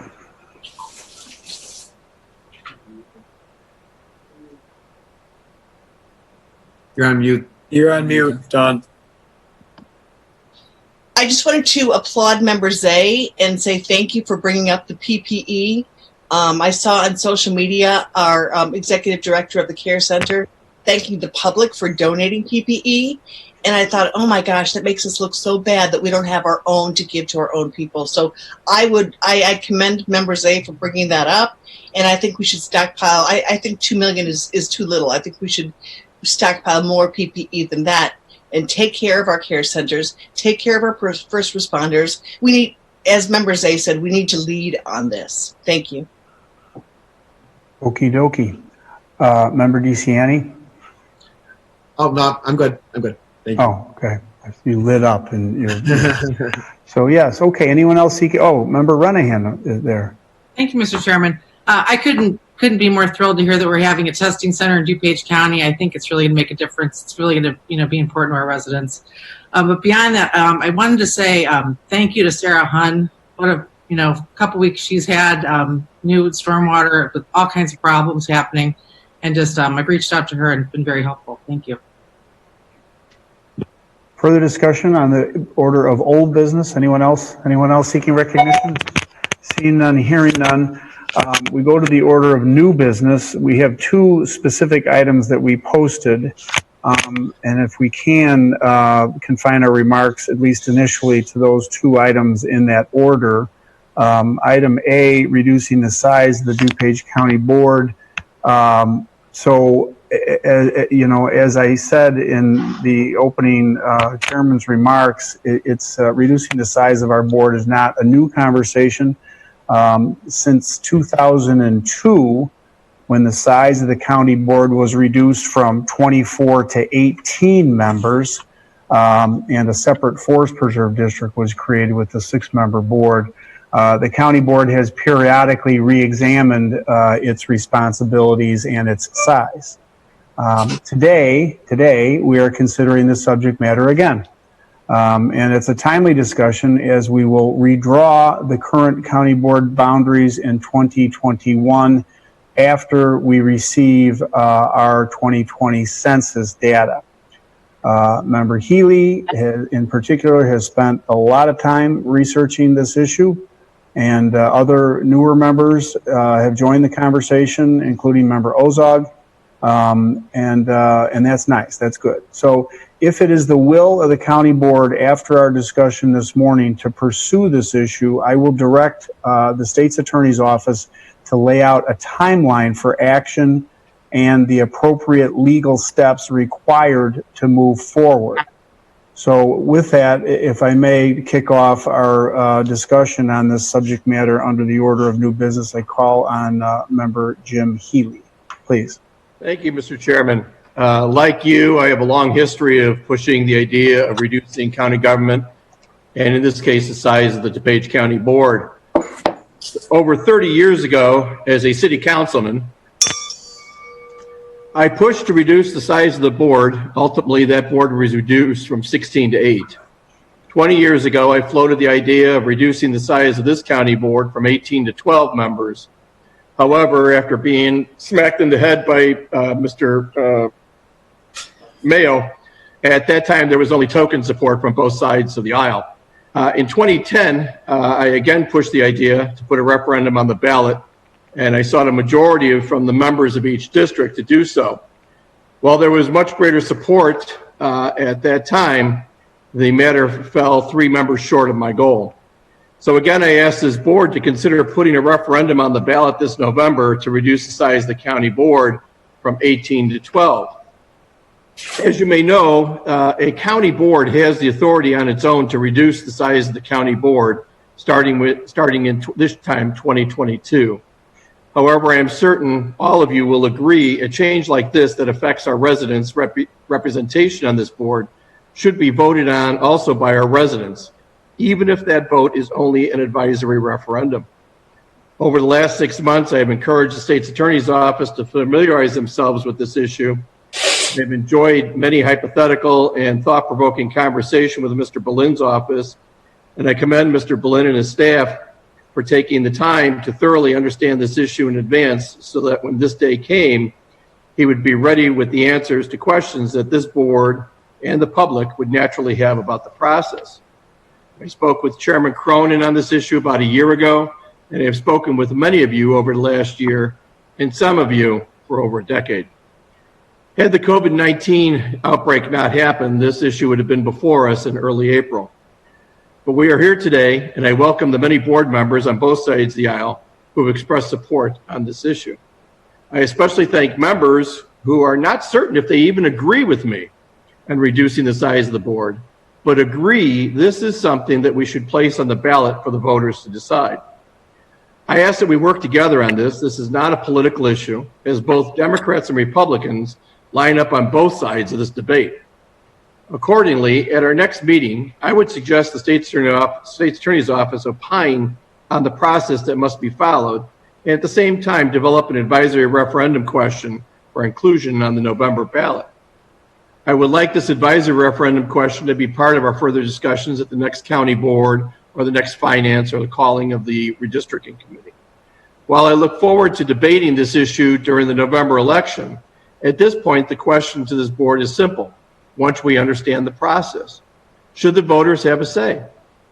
Though an advisory referendum in November, through an advisory referendum in November on reducing the number of the county board members. If your answer is yes, then join me in supporting that this board place an advisory referendum on the November ballot. Thank you very much. That's all I have to say. Okay. Member Salmon, followed by Member Ozark. Thank you very much, Mr. Chairman. I think Mr. Healy asked an important question, which is, should we ask the voters for their say? But what unfortunately we're not considering, in my opinion, is if there's time to actually inform our voters on the impact this will have on their personal representation. I think the point is well taken that every district is different and everyone's workload is different. But if I think specifically about District 1 for the last 2-3 months, I've relied on members Pacholski and members Tornatori for their different expertise, for us splitting up the work. We had significant flooding as well as a pandemic. And I have a hard time telling our residents in the middle of a pandemic, when we've just made the argument, the local government's your best defense because the state's not helping as much as we want and the federal government's not helping as much as we want. Now's the time to reduce the amount of representation you have. I also want to add some other points. Our districts, as was said during public comment, are larger than many of the state representatives' districts. Yet we're paid a lot less. And the other districts or other elected officials in the county with full-time jobs make significantly more money than we do. So the idea that we might save money, maybe the $300,000 amount, is okay if we don't assume that there may need to be some raises for the members who continue, in whether it's 2 or we split up districts, however we decide, as well as the IMRF impacts. I worry that if we reduce to 2 per district, that the idea that this job takes less than 10 hours a week is a falsehood, especially in that situation. We have 3 members on this board in their 30s, then you're saying should be eligible for a pension. I think with that, I just want to make sure that whatever decision we make, whether we put this on the ballot or not, there's a huge burden on this board in voter education and making sure that we have the time between now and August when we would commit to being on the ballot, so that all of our residents understand the $300,000 figure and whether or not that's really based in reality if we do all the math, as well as they would understand the impact that they would have on their representation. So those are my comments. Thank you, Mr. Chairman. Very good. Member Ozog. Thank you, Mr. Chairman. First of all, I'd like to thank members Krajewski, Rutledge, Renahan, Chaplin, and Desart for agreeing and signing the letter that I sent to you last week to have this discussed in our agenda today.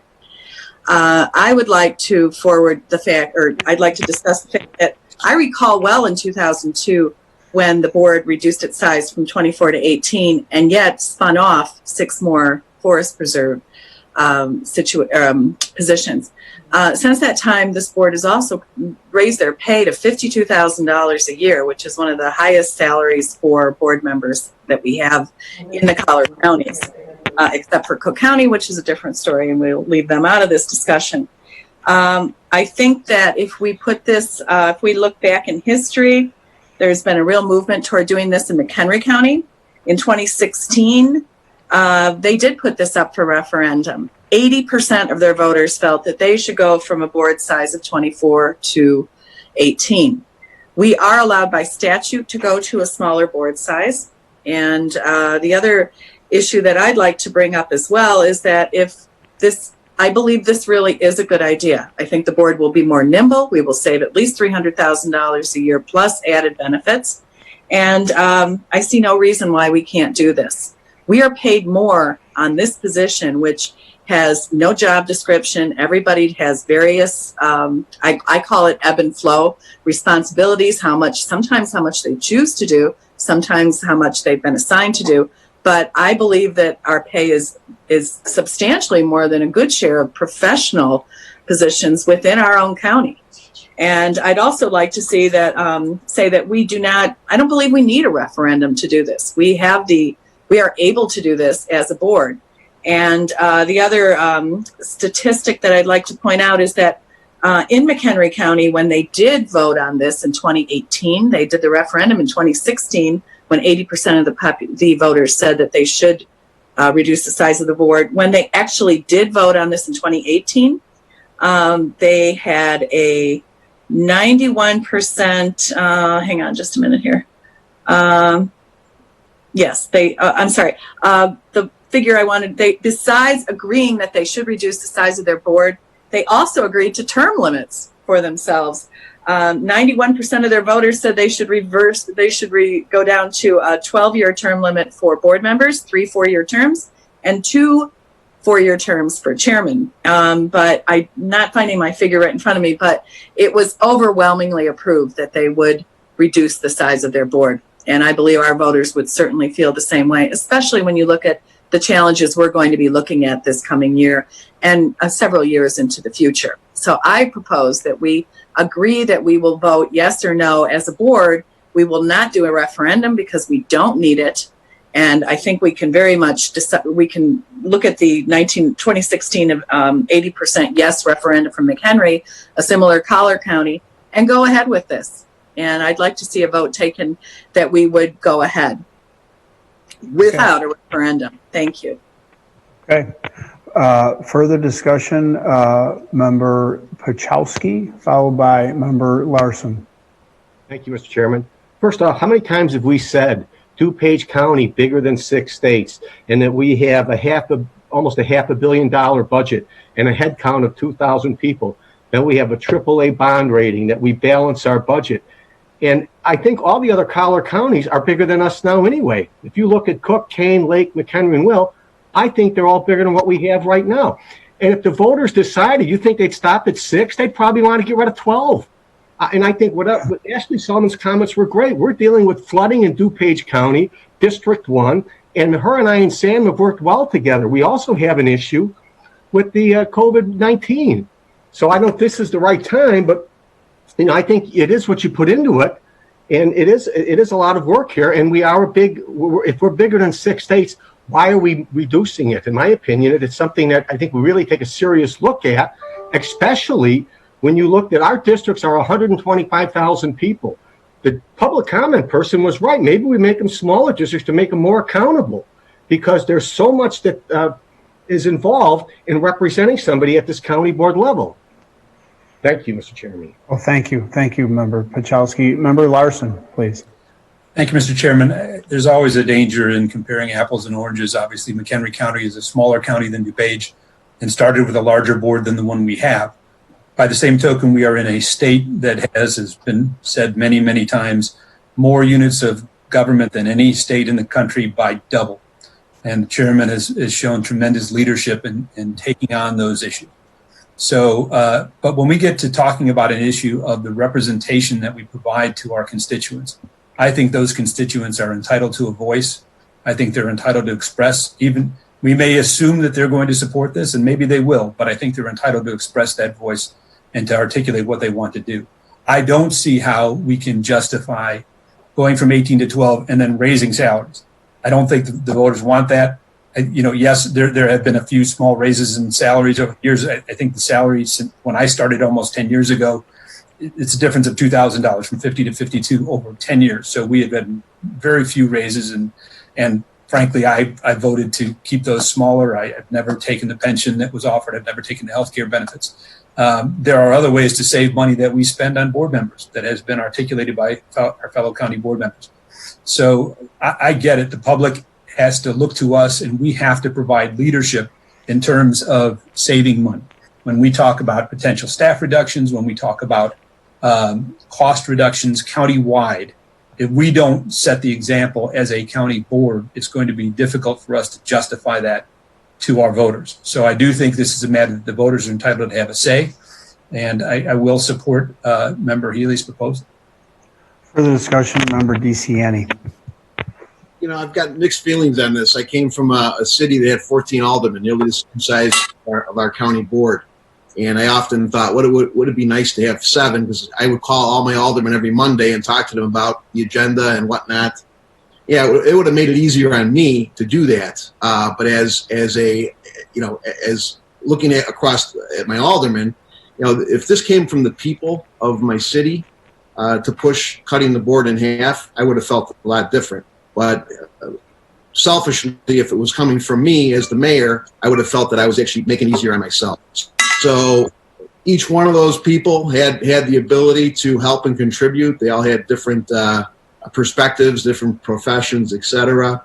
Again, this isn't coming from the people. This seems to be coming from internal. And at a time when the next agenda item is to reopen the economy, which I think is kind of pushing this kind of thrown in our face, which is kind of frustrating, because I think that we should be talking more about opening the economy and COVID than we should be talking about reducing the size of our board. If it was coming from the people and they did their petition drive and they wanted to get on the ballot, God bless. But for us to try to preempt a vote, it's non-binding. I think it's political. Again, we're in the middle of COVID. We got time to deal with this issue.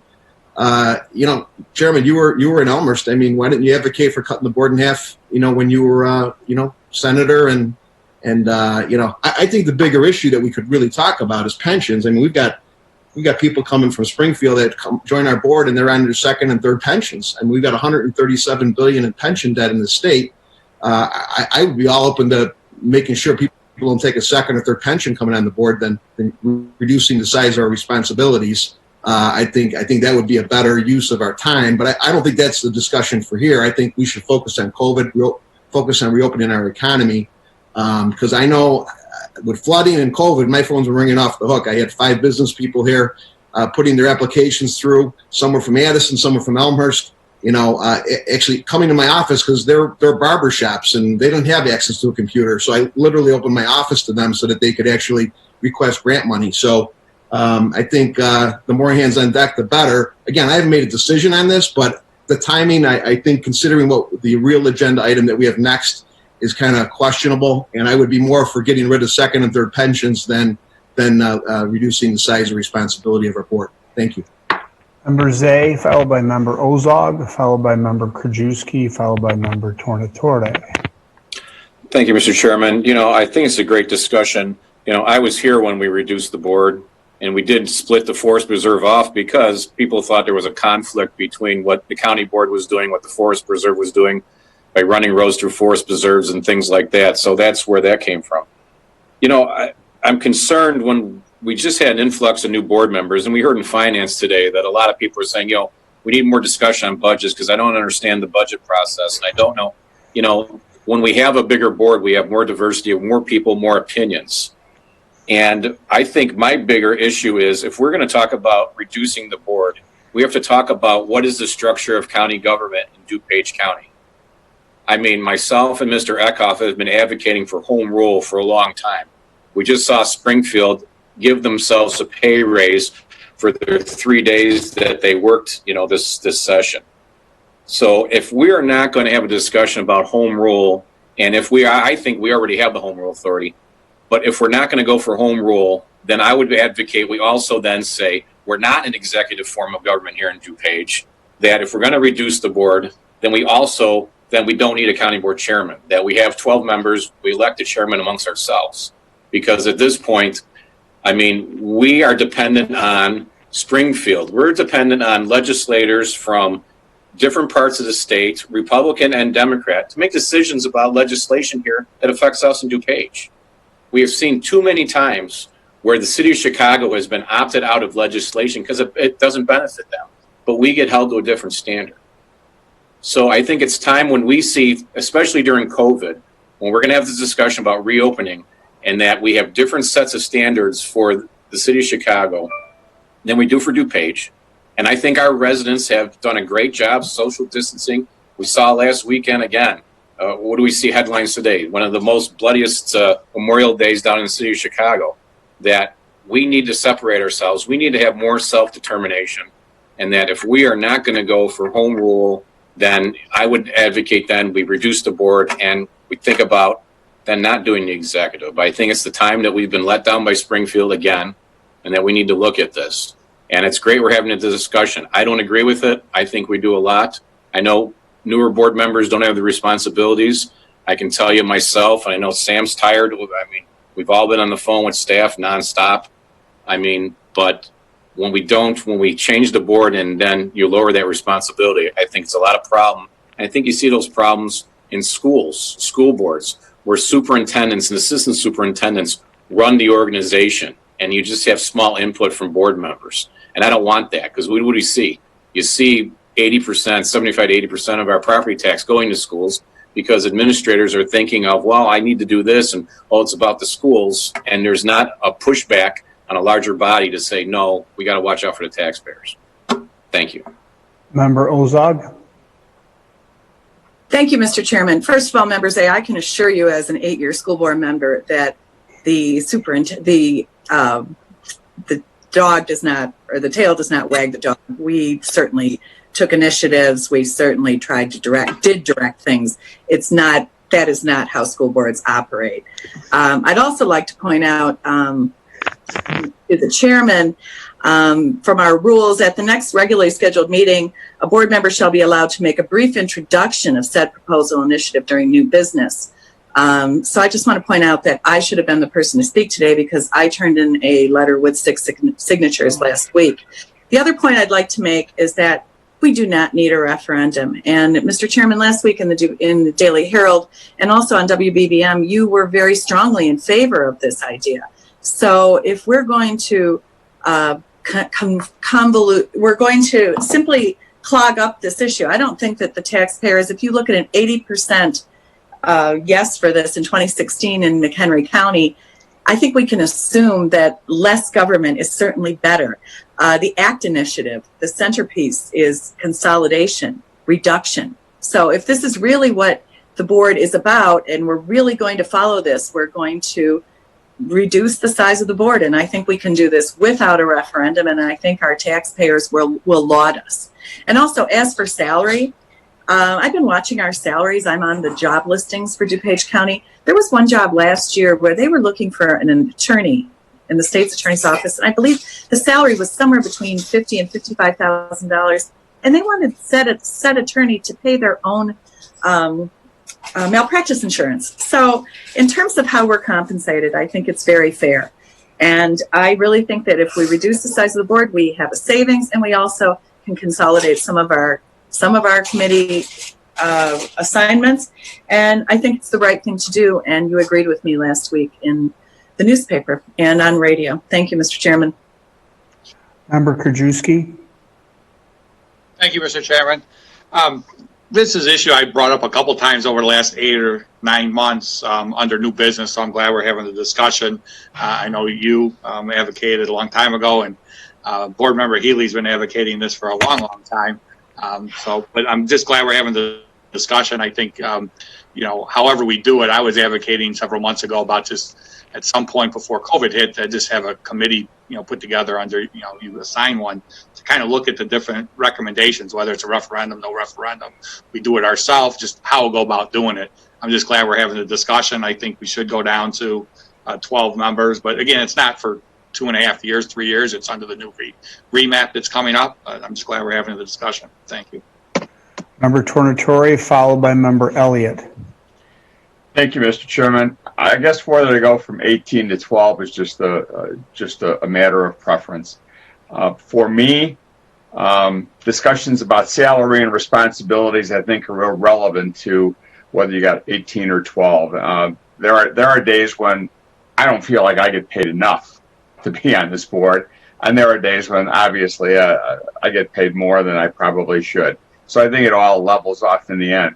At the end of the day, for me, the question is really simple. What's best for my constituents?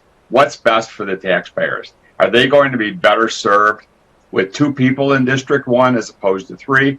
Are they going to be better served with 12 county board members than 18? And for me, I think the answer is no, they won't be. So I can tell you that I don't know what District 1 would look like without Ashley or Don or me helping each other out. And I think maybe District 1's unique. We have 2 Republicans and a Democrat. We work very well together. The other question, I think, is whether or not the people have a right to weigh in here. And I think they do. We always talk about giving the voters the right to be heard. This is a perfect opportunity. And the fact that some people may believe that going down to 12 is going to make us more efficient is a personal decision. And it may even be a majority of the board at some point that have that decision. But again, will the general public be served better with 12 people than 18? We've got a lot of committees, and maybe we can consolidate them. That's not going to consolidate the work, however. There's still going to be the same amount of work whether we have 18 committees or 12 committees, and whether we have 18 chair people or 12. And if you're going to expect 2 people in a district to do all that they have to do and field the phone calls and chair those committees, and expect them to do so with the same fervor and vigor that they do right now, I think you're asking a great deal of whoever those 2 people may be. It doesn't really matter to me. I think it matters to the voters. Will they be better served? And I think they have a right to tell us. Thank you. Member Elliott. Thank you, Mr. Chairman. I agree a lot with what Member Tornatore said. It is a matter of preference whether you have 2 or 3, and different people have different ways to try and save money based on the county board's operations. You guys heard mine a few weeks back. I will say this, though. One of the things that has made me proud to be a part of the DuPage County government is that we do things in a thoughtful and deliberate manner. There was a comment made during the budget discussion this morning about, we should always seek more information, right? More information is better than less information. More input is better than less input. And historically, we don't rush to anything. So to me, I want to understand what the implications are from going from 3 to 2. I think I probably know many of them. I think our voters need to understand what the implications are from going from 3 to 2. And I don't think that just simply voting on this today and saying, well, McHenry County had a vote and we will just assume that the people in McHenry County are the same as us, so let's just rely on that. I don't think that's a sound way to do it. I think we need to understand practically what the implications are, not just in terms of dollar savings for the constituents. That part, frankly, seems relatively straightforward. But also, to the point I think that Sam and, Member Tornatore and Member Selman were making, what is the burden going to be in terms of the drop of services to the constituents? So I would favor, I'm not opposed to this, I'd favor moving forward with it. I would like to see a referendum on the ballot, and I would like to see some committee formed to really take a look at this issue. I would also say, in response to what Member Zay had to say, I joined this board several years ago strongly opposed to home rule, and I would count myself in the number of people now that is wide open to looking at home rule in light of what we have seen from Springfield over the last couple of years, and that's a discussion I'm open to as well. But I do think if we pursue that, it needs to be done in the same thoughtful and deliberate manner that I'm talking about here, and not just done at a meeting because we just want to get it done. Okay, Member Member Rutledge, I'm sorry, she had her hand up first. She hasn't spoken yet on this issue. Have not. Thank you, Chairman, for the opportunity. I did sign on to the letter about the discussion, although I would probably be coming down on the side of leaving the board at 18. I think the diversity of what the different board members bring to the board is an important factor. We'll lose a third of the talent that is on this board if we do this. I would suggest that I do like the suggestion by the public commenter that we should look at enlarging shrinking our districts and have just one person responsible. Your letter to us about that, Chairman, said that we would be more approachable by the people that we govern. And I think if our districts were smaller, it would be easier for us to reach out to those people. The other thing I think is if money is the issue, I'll agree that there are people that are on this board that have a bigger skill set than I do as a newer board member. They bring more experience.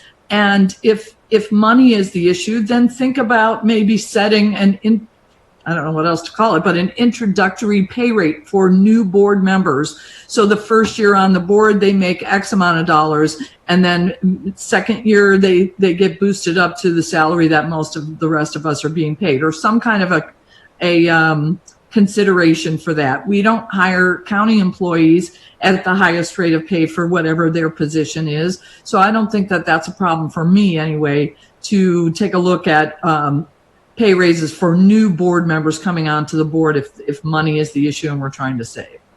Thank you. Who was next here? Sorry. A Member Larson, followed by Member Hart. Forgive me. Actually, I think Member Healy was waiting, and then... I'm sorry. All right, I'll go last. Yeah, I kind of figured you wanted the last word. So, Member Larson, followed by Member Hart, please. Thank you, Mr. Chairman. So addressing a couple of those points. There has been talk, and Member Healy's been a leader on this for as long as I've been on the board talking about this issue, but when you speak to the issue of going to single-member districts, we don't have that legal authority to change the boundaries of our districts. We would then have to go down to Springfield and get their authorization for us to alter the boundaries of our districts.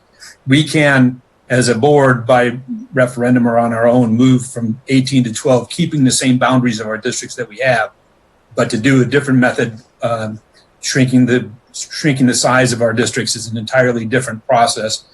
Trying to get Springfield's attention to get us to do that. And if we're going to go downstate and do that, maybe then that's the time we need to talk about home rule. But the other issue, and maybe Conor McCarthy can speak to this, is I don't think we have the legal authority either to set a different salary for new board members as opposed to more experienced board members or people who've been on the board longer. It's an interesting idea, but I'm not sure legally we have the authority to do that. I don't think we do. You could do a stipend. That's you're taking a page out of the experience in Springfield. But no, you're right. The path to get to the reduced board size, I highly recommend it does not go through Springfield. I think that would be a mistake for us to go down that route. Member Hart. Thank you, Mr. Chairman. I'll be real brief, but I think there's a lot of good points that were raised in this discussion today, and that's why I'm in favor of continuing the discussion.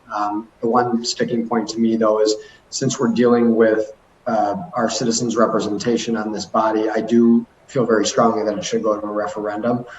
Definitely open to hearing everyone's ideas on what the solution looks like, but that's something I think is pretty important in this case. So looking forward to discussing it further. Okay, we see Member Ozog down there. Hi, please proceed. Thank you, Mr. Chairman. In regard to reapportioning the board or the boundaries, statute says reapportionment is required each 10 years. County board with less than 3 million, reapportion the board. In reapportioning its county, the county board shall first determine the size of the county board to be elected, which may consist of not less than 5 nor more than 29 members and may not exceed the size of the county board in that county on October 2nd, 1969. The county board shall also determine whether board members shall be elected at large from the county or by county board districts. So I read that as we do not have to go to Springfield to decide how we may want to go have the county represented going forward. The other thing I'd like to say after listening to the discussion, I am more than willing, and I think that the results from McHenry County are very telling from 4 years ago, but I'm certainly willing to reconsider and go ahead with a referendum. And I can certainly sign on to going ahead with a referendum to reduce the size of the county board from 18 to 12. But I think that we really need to consider this. It's well over $250,000 in yearly savings as well as benefits. And I think that it's really the best thing for us to do to consolidate, to reduce the size of government. We will be more nimble and we will save money. Thank you. Okay. Who else was seeking recognition? I'm sorry. Did I miss anyone? Member Eckhoff? Thank you, Mr. Chairman. I'm sort of torn about this because ever since I've been in public service, I've been in favor of consolidating government. However, after the last election and I saw how diverse we became, it seemed like that was a benefit to all of us. However, if we're going to move forward going from 18 to 12, we shouldn't be doing it because of the money in the county. We should be doing it as an example of how other units of government should be acting. Because the money we're going to save, although it's a couple $100,000, it's not going to change the world. What would change the world is if we got behind, and I've talked to other people on the board about this before, is being in favor of consolidating other forms of government. Gary Grasso, when he and I were on the board, chaired a committee for 5 years about consolidating fire protection districts. So we got the mayors and managers were on that committee, the fire chiefs were on that committee, and everything was going to go forward a couple of years ago. And then the mayors and managers pulled the rug out from under us after talking to their fire chiefs. Like they finally figured out what was going on. So I think it's incumbent upon us to be leaders in our communities, even if we're not on the county board, to start talking about consolidation because we got more units of government in Illinois than anywhere else. And it's an absolute joke. And we're going to be talking about budget shortfalls in every single form of government, from school districts to mosquito abatement districts in the next 2 years. And that's because we got too much government. So that's one of the reasons why I'm in favor of consolidation, although I think we'd be losing some of the diversity here. The second thing is I want to back up what Mr. Zay said. When I first got elected in 2002, I was at the League of Women Voters debate where they brought up the issue of home rule, and there were about 24 of us there, and I think only 3 of us knew what home rule was. I can tell you, home rule is necessary for this county. If we're going to have 18 or 12 people, we need to start being able to do our business without going to Springfield to get authority for things that we should be able to do on our own. We would have had more authority to the adult photography place on Roosevelt Road. We'd be able to pass ordinances against puppy mills that we can only support that are down in Springfield. Would increase our financial rating because we'd be able to control our own sales tax revenue. And just yesterday when I was talking to the sheriff, he's telling me he'd have more flexibility if we could pass some of our own ordinances to control COVID-19 and how he deals with that, and we might actually get more revenue from it. So it's a big picture that we're looking at. Consolidation of our unit of government is only one piece of the puzzle. You really need to roll up your sleeves and get involved in all these other issues regarding consolidation throughout the county and also in home rule. Okay, thank you. Thank you, Member Eckhoff. Anyone else seeking recognition before I go to Member Healy? Okay, Jim Healy. Just some things that we're doing. This is why I wanted to do it at the end. First of all, regarding educating the voters, there's more than enough time to educate the voters. Candidates will be educating the voters on themselves. The League of Women Voters, I am absolutely confident we'll have multiple debates on this issue, and I am certain that there is enough time to educate people about the office of presidency of the United States, as well as state rep, as well as this referendum. Second thing is, if you want to get into a little bit of the things, the vast majority of counties across the United States have 3, 5, 7, or 9 county board members. We are definitely the odd people out. Large counties such as Los Angeles, Harris, Tarrant, McLean, and the list goes on and on across the country have less than a third of our board members. And they run the parks, they run the schools, and they have a budget of roughly 5 times ours. I also believe, I'm not certain how many, but there are several counties in Illinois alone that have much smaller boards. They're in the 10 to 12. Some of them are actually smaller than that. The resolution needs, the residents of this county need to make the decision what is best for them. It's really not us. And this issue comes from the people. I think Mary has heard people about it.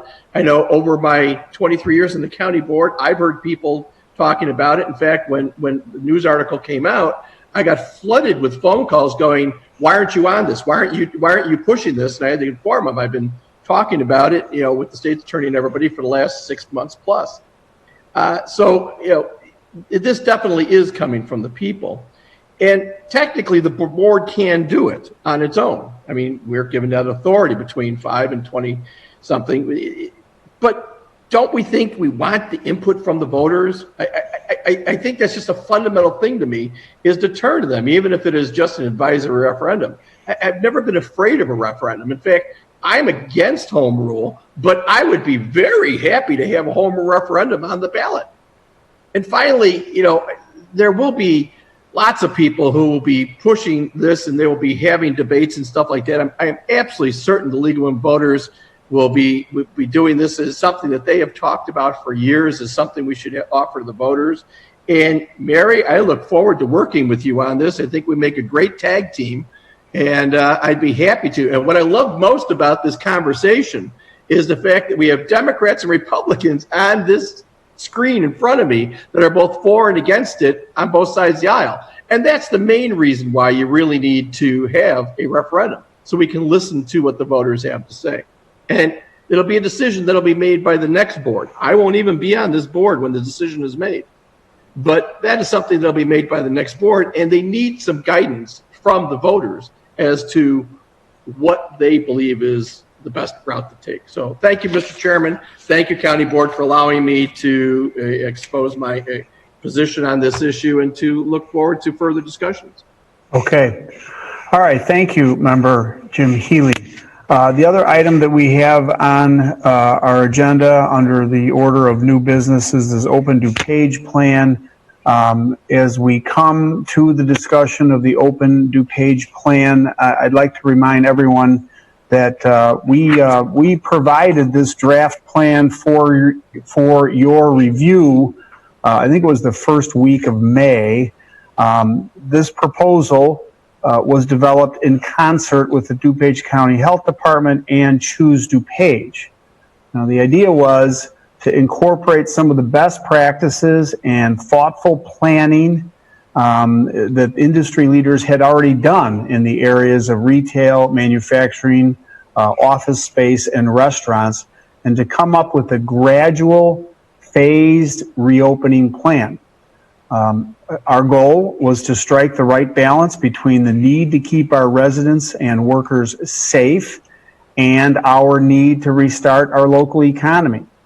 As you can see, our plan in some areas, for example, restaurants, as conceived in early May, is frankly more conservative in some ways than the announced plan by Governor Pritzker over the weekend.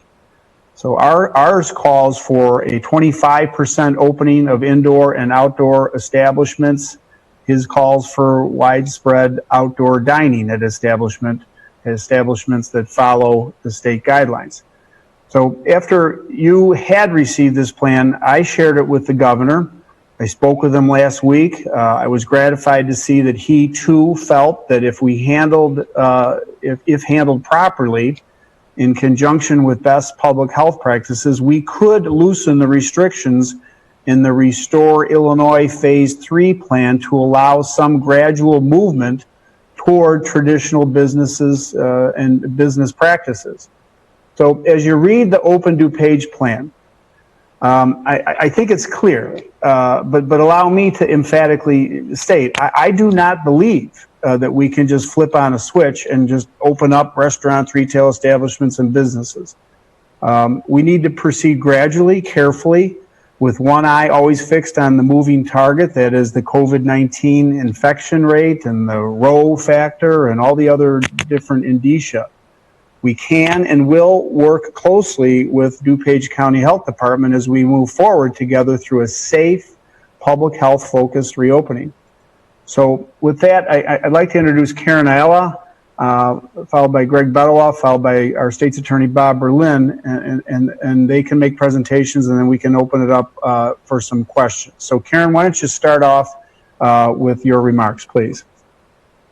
Thanks so much, Chairman. Are you able to hear me? Yes. Okay, great. And thank you, County Board, for the opportunity to share information. My part is to share information about Restore Illinois Phase 3 plans. But prior to sharing that information, I would ask for your indulgence to provide a bit of context to our current situation as we all work to move forward. Although there are some differences between the Restore Illinois plan and our Open DuPage plan, both plans were developed in a manner that uses public health guidance, using the science and evidence we have obtained in these few short months experiencing COVID-19 as their base. Additionally, I would like to remind you that it is important to both realize and to acknowledge, as Dr. Michael Osterholm, an international health expert in dealing with epidemics and pandemics, points out that, and I quote, "The science and the evidence we are considering around COVID-19 is incremental, fallible, and still in its infancy," end of quote. To paraphrase, no one has all the answers. However, we will use the knowledge we have available to us now to provide current guidance, while at the same time, we will continue to discover new data and evidence, meaning that our plans, recommendations, and responses will change to reflect that knowledge. I'd like to provide an example of this evolving process. At the start of this epidemic, we relied upon the science from previous responses to other disease outbreaks and focused our public health attention on reducing spread from symptomatic individuals, people who were sick with COVID positive and had coughing and fever and difficulty breathing. At that time, 8 to 10 weeks ago, the public health recommendations that were issued around face coverings and face masks provided recommendations that only individuals who had symptoms needed to wear those masks. Another reminder I would like to inject that this is a novel virus that no one in the world has experience in dealing with. As time has passed and additional data has been collected and analyzed, public health experts have determined that a growing number of cases are being spread from either people who have not yet developed active COVID symptoms or individuals who are actually COVID positive but are not experiencing symptoms. As a result of this developing knowledge and understanding of the new virus and the way that it is spread, public health recommendations changed and expanded from the initial recommendation to now recommending that face coverings be worn by all individuals over the age of 2 when out in public and with people not from their same household group. These evolving recommendations reflect our incremental and increasing understanding of how to balance the risks that this virus presents with our need as communities learn to live with those risks. Although we have much to learn about COVID-19 virus, we are certain that there are steps that have and will prevent the spread of disease. We know that individuals who are experiencing symptoms, fever, cough, pressure in chest, now including headaches, nausea, diarrhea, etc., must stay home and even while at home, isolate themselves from others as an extremely important strategy. We know that they must isolate for at least 10 days.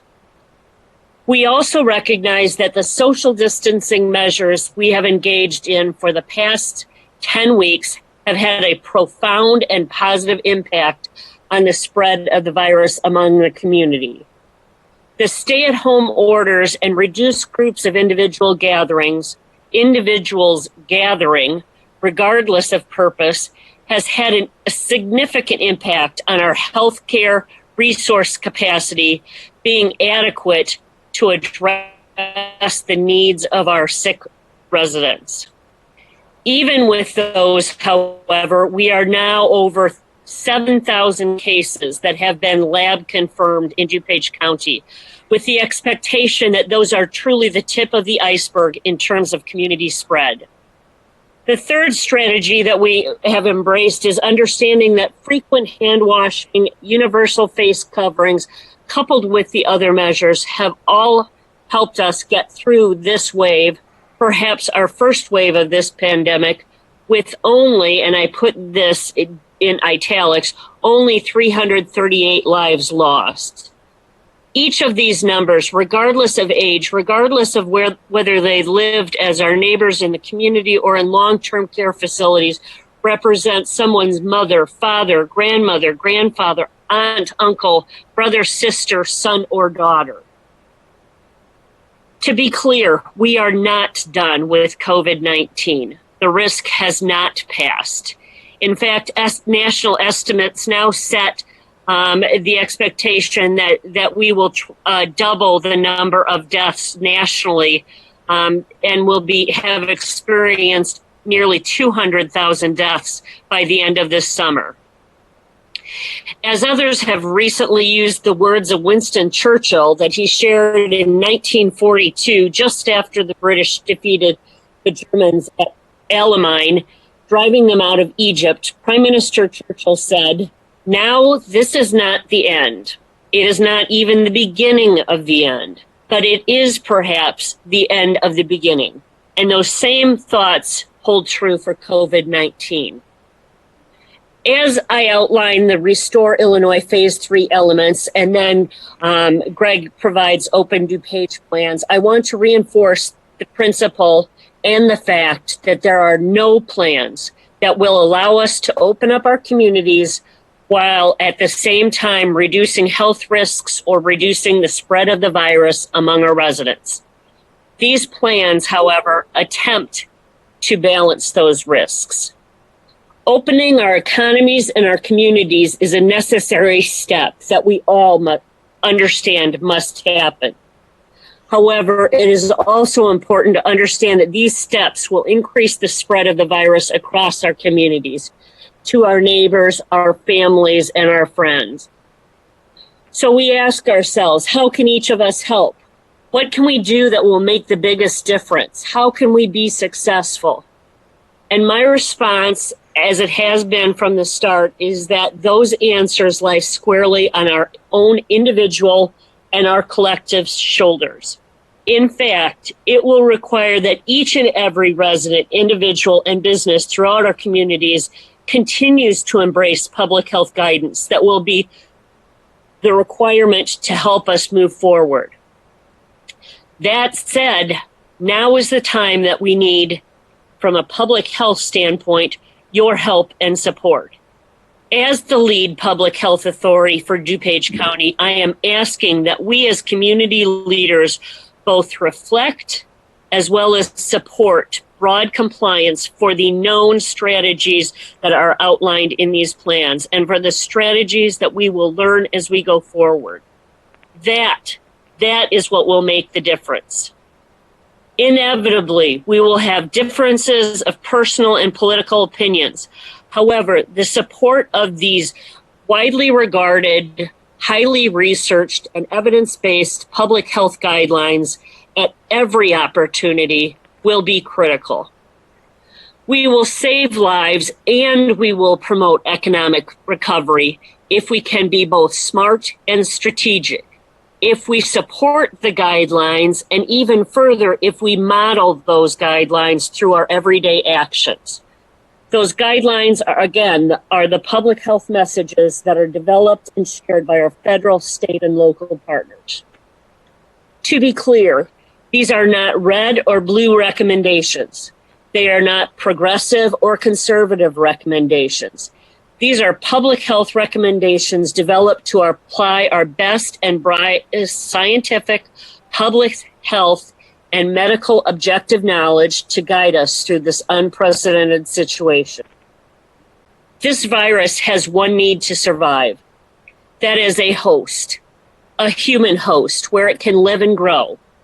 If we can be well informed and encourage our friends, families, neighbors, and yes, even angry constituents and business owners, that these measures are truly the best way to reduce the health risks to themselves and to reduce further loss of their livelihoods, we will be both following the science and saving lives.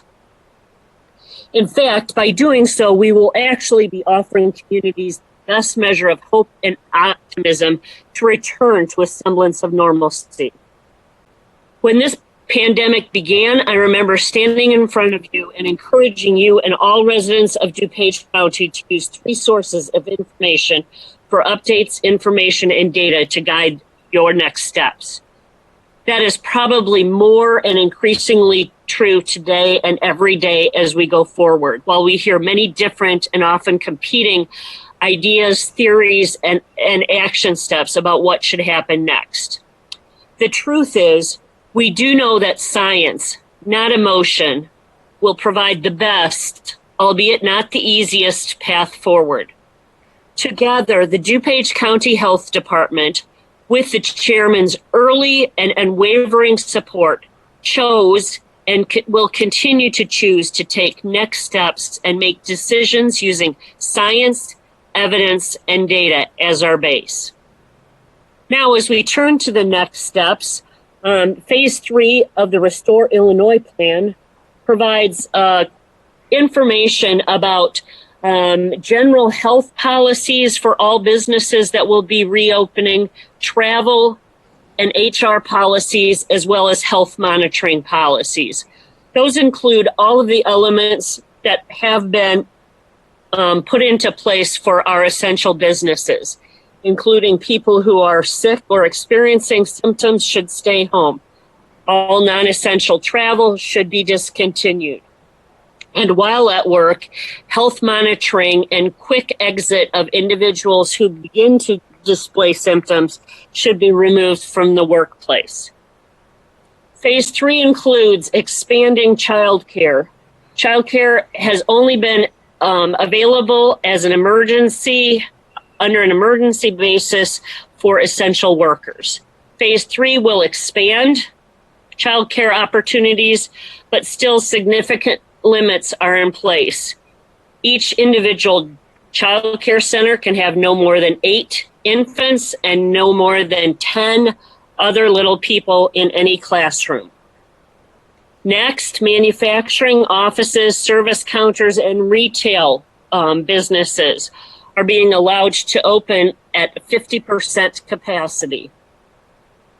In the health and fitness world, which is defined by the Reopen Illinois plan, customer-facing facilities engaged in health and fitness services, examples including gyms, fitness centers, yoga, dance, cycling, Pilates, and bar studios, in phase 3 are limited to only one-on-one training and outdoor fitness classes with up to 10 participants, with a prohibition on contact activities. We see a resumption of outdoor recreation, things like driving ranges, outdoor shooting ranges, paintball courses, and outdoor adventure parks, again, with limited, with capacity limited to 50%. Personal care services such as hair salons, barbershops, nail salons, spas, tattoo parlors, tanning salons, and others in phase 3 should be limited to services which can be performed while customer and employee are both wearing a face covering over their nose and mouth. Massages and other types of body treatments like body wraps or body scrubs can only include services that can be delivered in 30 minutes or less. Finally, as Chairman Cronin mentioned in his opening remarks, restaurant and bars will be available only in outdoor spaces, but again, there is no restriction on the capacity, only making sure that all of the seating and services are outside and that the tables are spaced at least 8 feet from each other. Parties of 6 or more persons, 6 or fewer persons will only be allowed. Finally, when we look at youth sports and day camps, including competitive sports games, matches, group sports, lessons, team, or other group sports practices, we find that the only activities under this sector include drills, practices, and lessons that do not involve contact between individuals and allow for 6 feet of social distancing to be maintained. There will be no competitive games allowed. So with that, I conclude my section of this presentation, and back to you, Chairman. Okay, thank you. Thank you very much, Greg. Karen, why don't we go to Greg Bedeloff and listen to him, have the state's attorney weigh in, and then we can open it up for questions if that's agreeable. Okay, so Greg, please proceed. Thank you very much, Mr. Chairman. Can everyone hear me? I can. Good. So, Mr. Chairman and members of the board, I don't know how much more I can add other than your comments, Mr. Chairman, and Karen's, other than to say that when Choose Dupage took on the task of trying to define a reopening strategy for Dupage County, there had been no discussion or minimal discussion at the state level. So we relied very heavily on industry standards from various associations and organizations that were ingrained in the Dupage County business community. That is the primary reason, and I know I'm not going to go through all 4 of our plans with the great detail, and Chairman Cronin pointed out some of the differences, as did Karen. But that's why we chose the approach of working with the health department to first define the criteria, and then working with the business community and looking at the business community unique to DuPage County in terms of what market sectors or what market segments made the most sense to look at on a case-by-case basis. That's why you see the 4 plans in front of you, from retail to office to manufacturing to restaurant/food and dining. Each one of those plans was presented and completed with industry input from businesses within those particular market sectors and reviewed with the health department. So as Chairman Cronin pointed out, you will note that our phased approach started with 25% as opposed to 50%. And that was clearly because at the time there had been no additional guidance from the state or the Illinois Department of Public Health. But we felt that the guidelines were were fair for business. They were what the business community was asking for and what the associations that helped drive some of the safety standards within the restaurant association, within office building space, and within manufacturing were pertinent to keep their employees safe and keep the economy of DuPage County going. So in the interest of time, Mr. Chairman, I'm happy to yield to Attorney Berlin. Yeah, thanks. And State's Attorney Berlin, thanks so much for joining us. I asked Bob to join us today because there's a lot of people have opinions about what DuPage County should do, and you know, we've kind of articulated our approach. It was encapsulated in our Open DuPage plan that we shared with a lot of folks working with the governor's office as well as DuPage mayors and others. But I think it's probably helpful if we heard from our chief legal officer here in the county. We're a non-home rule unit of government. We do work well and collaborate with home rule units, municipalities. The governor has, taken action under his emergency powers. So, I mean, from a legal standpoint, Bob, what could we do? I mean, if we wanted to do it, what's the limitations and what is our capabilities? Hey, are you still there? Can everybody hear me? Well, who told you to wait? So, the governor, there's a number of lawsuits that are pending now, and I just want to kind of summarize the arguments that have been made by both sides before I get to some of the enforcement issues and to answer that question.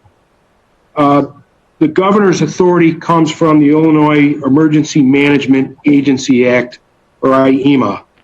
In order to exercise that authority, the governor first has to issue a proclamation declaring that a disaster exists, and after that, he can invoke the Act's emergency powers for a period not to exceed 30 days. And that clause is the subject of most of the litigation that we've seen, because the statute does limit the governor's powers for 30 days.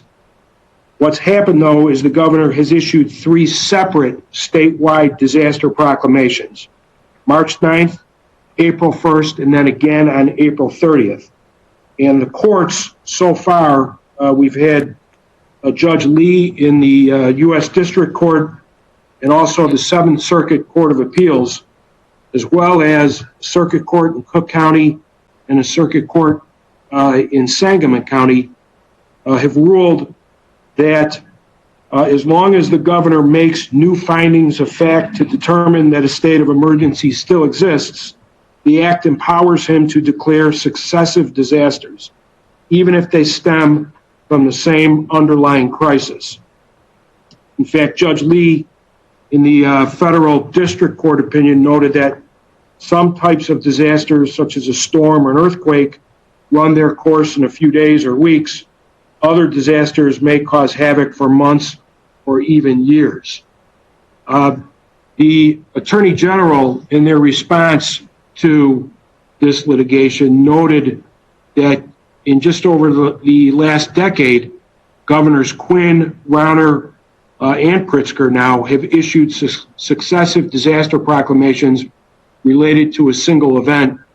In 2009, it was the H1N1 virus, and then in 2011, 2017, and again in 2019 to respond to flooding. Now, in terms of enforcement, the governor said very early on that the public, he was relying on the public to basically police itself in terms of enforcement of his orders. There is no criminal enforcement. There is no statute violating an executive order. Just over a week ago, the IDPH proposed an emergency rule change, which would make it a Class A misdemeanor for certain businesses to operate in violation of the governor's order.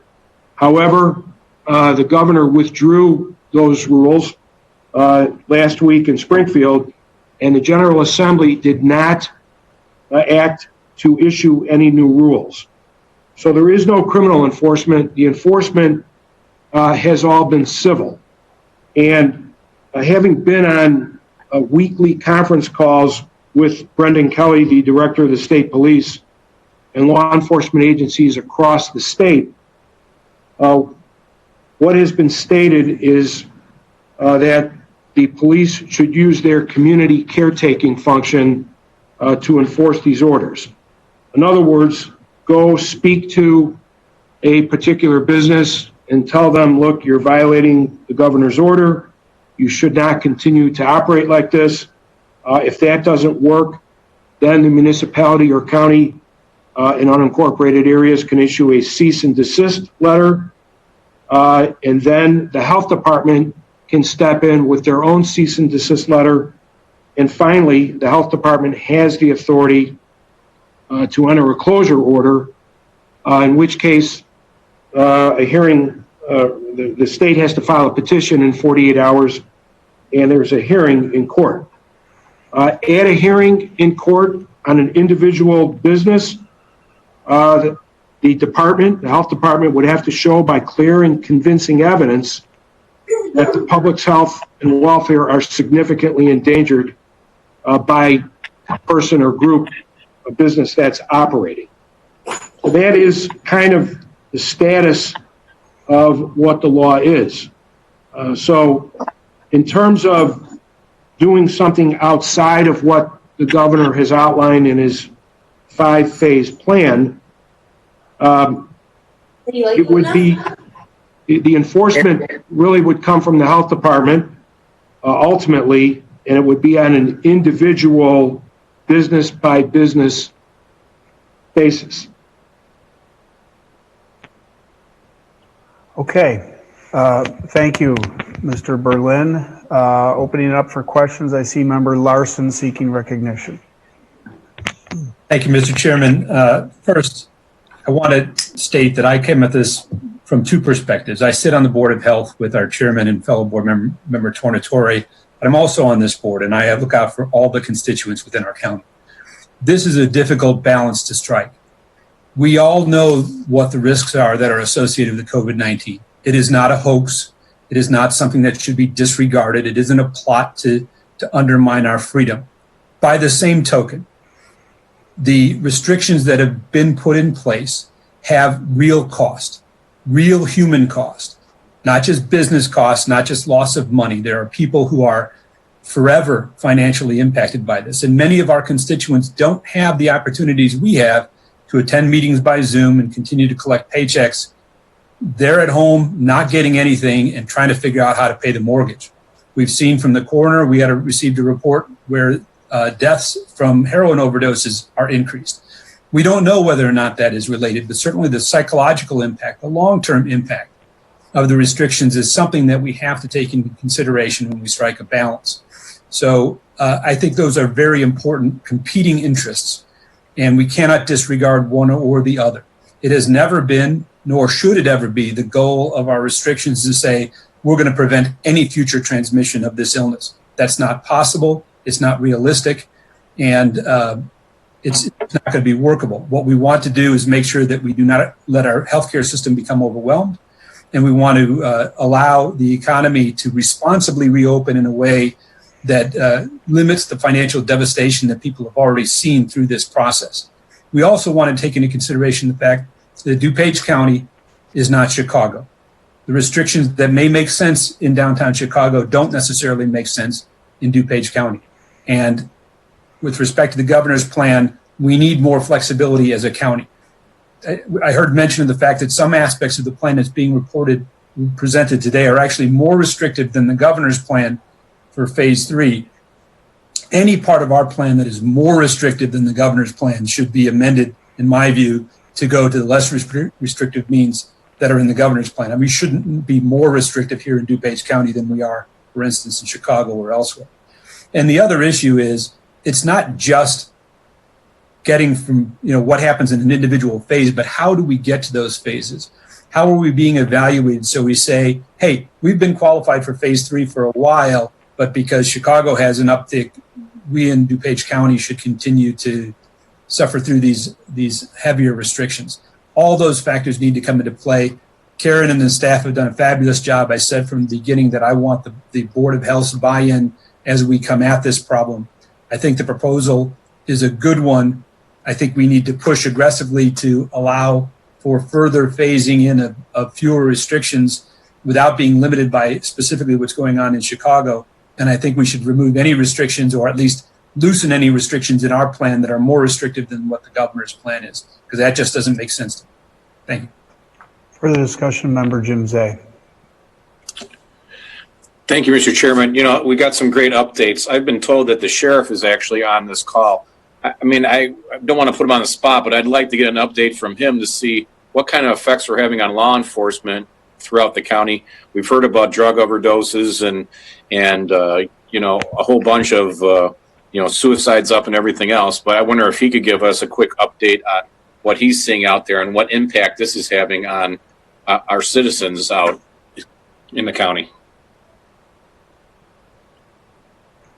Hello, can everybody hear me? Yep. Yeah. Okay, well, I am not Under Sheriff Edmund Moore. My device isn't working, so I'm using his Zoom.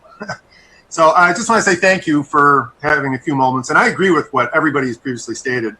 I'm happy to see progress moving forward, and I think time is of the essence. What I just want to let you guys know, and obviously we'll work with you every way we can, but I want to show you some statistical threads that I think are salient to this. And I want to qualify my statistics so they can be easily understood. So I want to be, I'm going to be completely quantitatively, this is an emotional topic, but I am not going to be emotional. I just wanted to show you like data that we've got from the lockdown date range from March 8th to May 25th, 2020 to capture all calls for service that are rapidly increasing. Then we use the exact same date range from last year to compare the same categories for calls for service increases or decreases. This was the way we could clearly assess the causations and what we're dealing with the lockdown scenario and how it has its effect on public safety. So I'm just informing you today what I see statistically as a byproduct of the lockdown as an emergency public safety threat. The virus is not the only thing harming and killing people out there. There is a bigger picture that does include law enforcement. So I want to start by going over what our total calls for service are. So if you take 3/8/19 to 5/25/19, total calls for service are 9,025.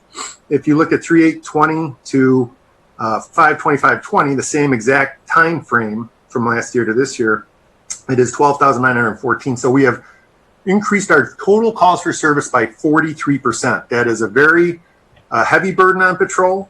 This is usually our slow time of the year.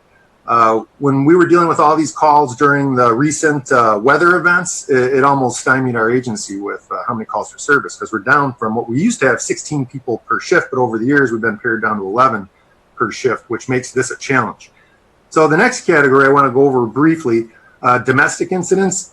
This is our most dangerous call that we go on. And last year, same time frame, was 101. This year was 218. So domestic incidents for us are up 116%. That is a challenge for us. We also do something called post-crisis response teams. And what they are is a mental health clinician and one of our deputies that goes to calls for service after domestics, drug ODs, different social issues. And we go there when they're not in, distress, and we try to get them services that they could go to other than calling 911. These services are similar to what we do in our correctional facility. When people come into our correctional facility, there are mental health issues that we address very aggressively, and that's why we didn't stop any of our essential mental health and drug services, because when people come into our correctional facility, they have like a PTSD about being captive. I mean, people pace like they're a tiger in a cage, like in a zoo, and there's a lot of mental health issues that we have to address with those people to try to keep them calm and understand that it is temporary incarceration. But unfortunately, we're seeing some of this dynamic in people locked down, that there's no outlet for them other than this PCRT that we have. So that's why the PCRT calls have gone up 361%. That's beyond massive for us. That's, a caseload that if it goes up anymore, we just won't be able to service more. Overdoses. Another distressing number. Last year there were 7. During this lockdown, we've had 35. So you're looking at 400% in overdoses. That is a significant impact. And it seems to be that people it's harder to get to their meetings, their AA, their drug counseling. And these are issues that are going to exponentially become worse. I mean, mental health, opioid and alcohol addiction are increasing at such rapid rates out there.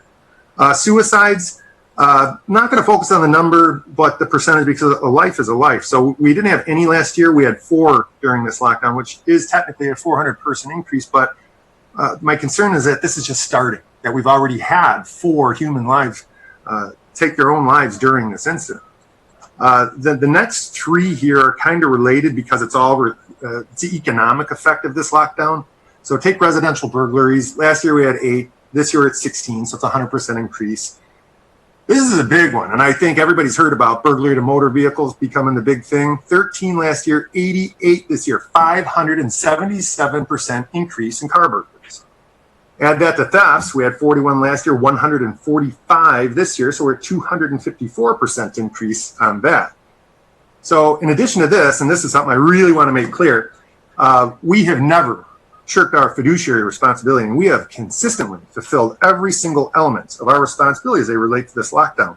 The only thing that we didn't do was threaten people. And as you heard State's Attorney Bob Berlin, we're not supposed to, and we were able to do this with the Compliance Society without that. But we did investigate all 74 social distancing complaints from March 8th to May 25th, and we handled all the community policing and education and got no resistance.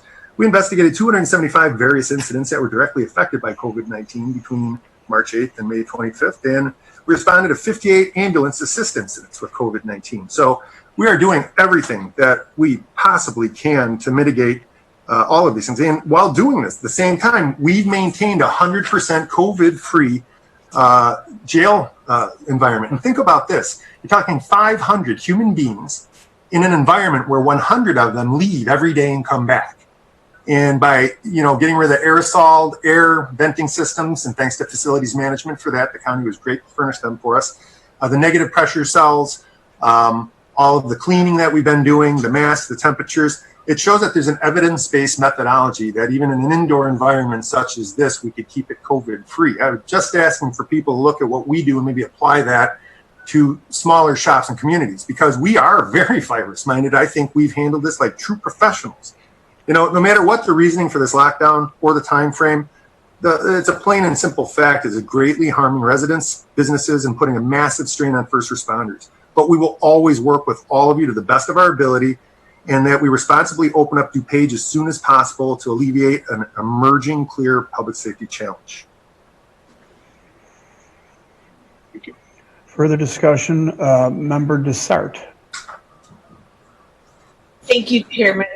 I just wanted to say that I, too, want to be able to safely reopen our businesses as quickly as possible. But I'm concerned because antiviral products are still not available out there. If I go to the store today, I won't be able to buy Clorox wipes. I won't be able to buy Lysol or hand sanitizer. You can't buy it. Even if I checked Amazon right now, you cannot buy these protective solution to keep ourselves safe. So I'm concerned about that. And I also have, that was a comment, but I also have a question for our state's attorney, Bob Berlin. And Mr. Berlin, Bob, Kane County State's Attorney Joe McMahon has been quoted in the newspaper as saying that there is a possibility of court action, especially if the outbreak of the virus can be connected back to a business or a specific location. He said, quote, "If that situation occurs, I will look at the very real possibility of looking at criminal charges of the individual or business who kept those businesses open and knowingly exposed their employees or customers to the virus, and possibly it could become fatal." Comment on that? Could we be opening up our businesses to unnecessary litigation? Thank you. So if a particular business is aware that they're causing this significant public health and endangerment and they continue to operate, then yes, conceivably there could be a reckless conduct criminal charge. But it would require something more than just opening in violation of the order. We would have to have additional evidence. That's what the Kane County State's Attorney was referring to. Thank you, sir.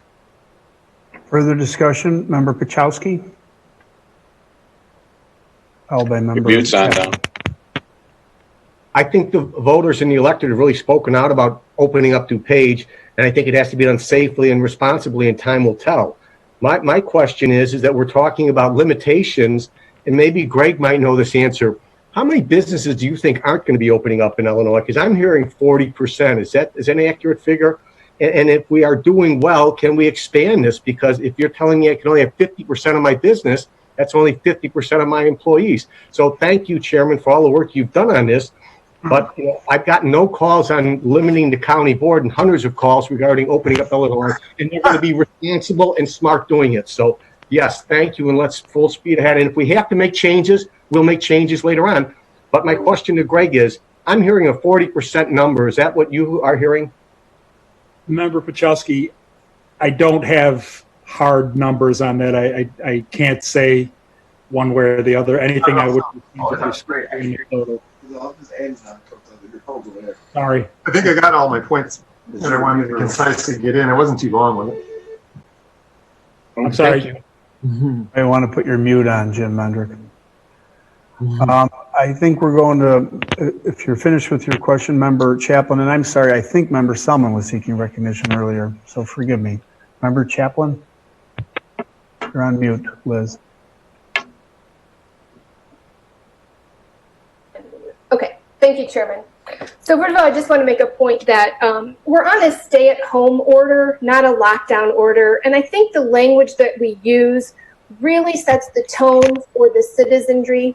So really, it's a stay-at-home order, not a lockdown, and a lockdown is completely different than a stay-at-home. And I think that language can kind of cause animosity and fear in the public. So we are on a stay-at-home order, first of all.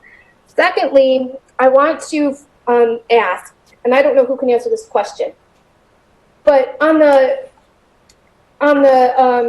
Choose Dupage, on our Open Dupage plan, it says, in no way does this document give the authority for businesses to open, and all state of Illinois executive orders apply. So is that true? I mean, because you said did the governor give us permission to use our Open Dupage plan?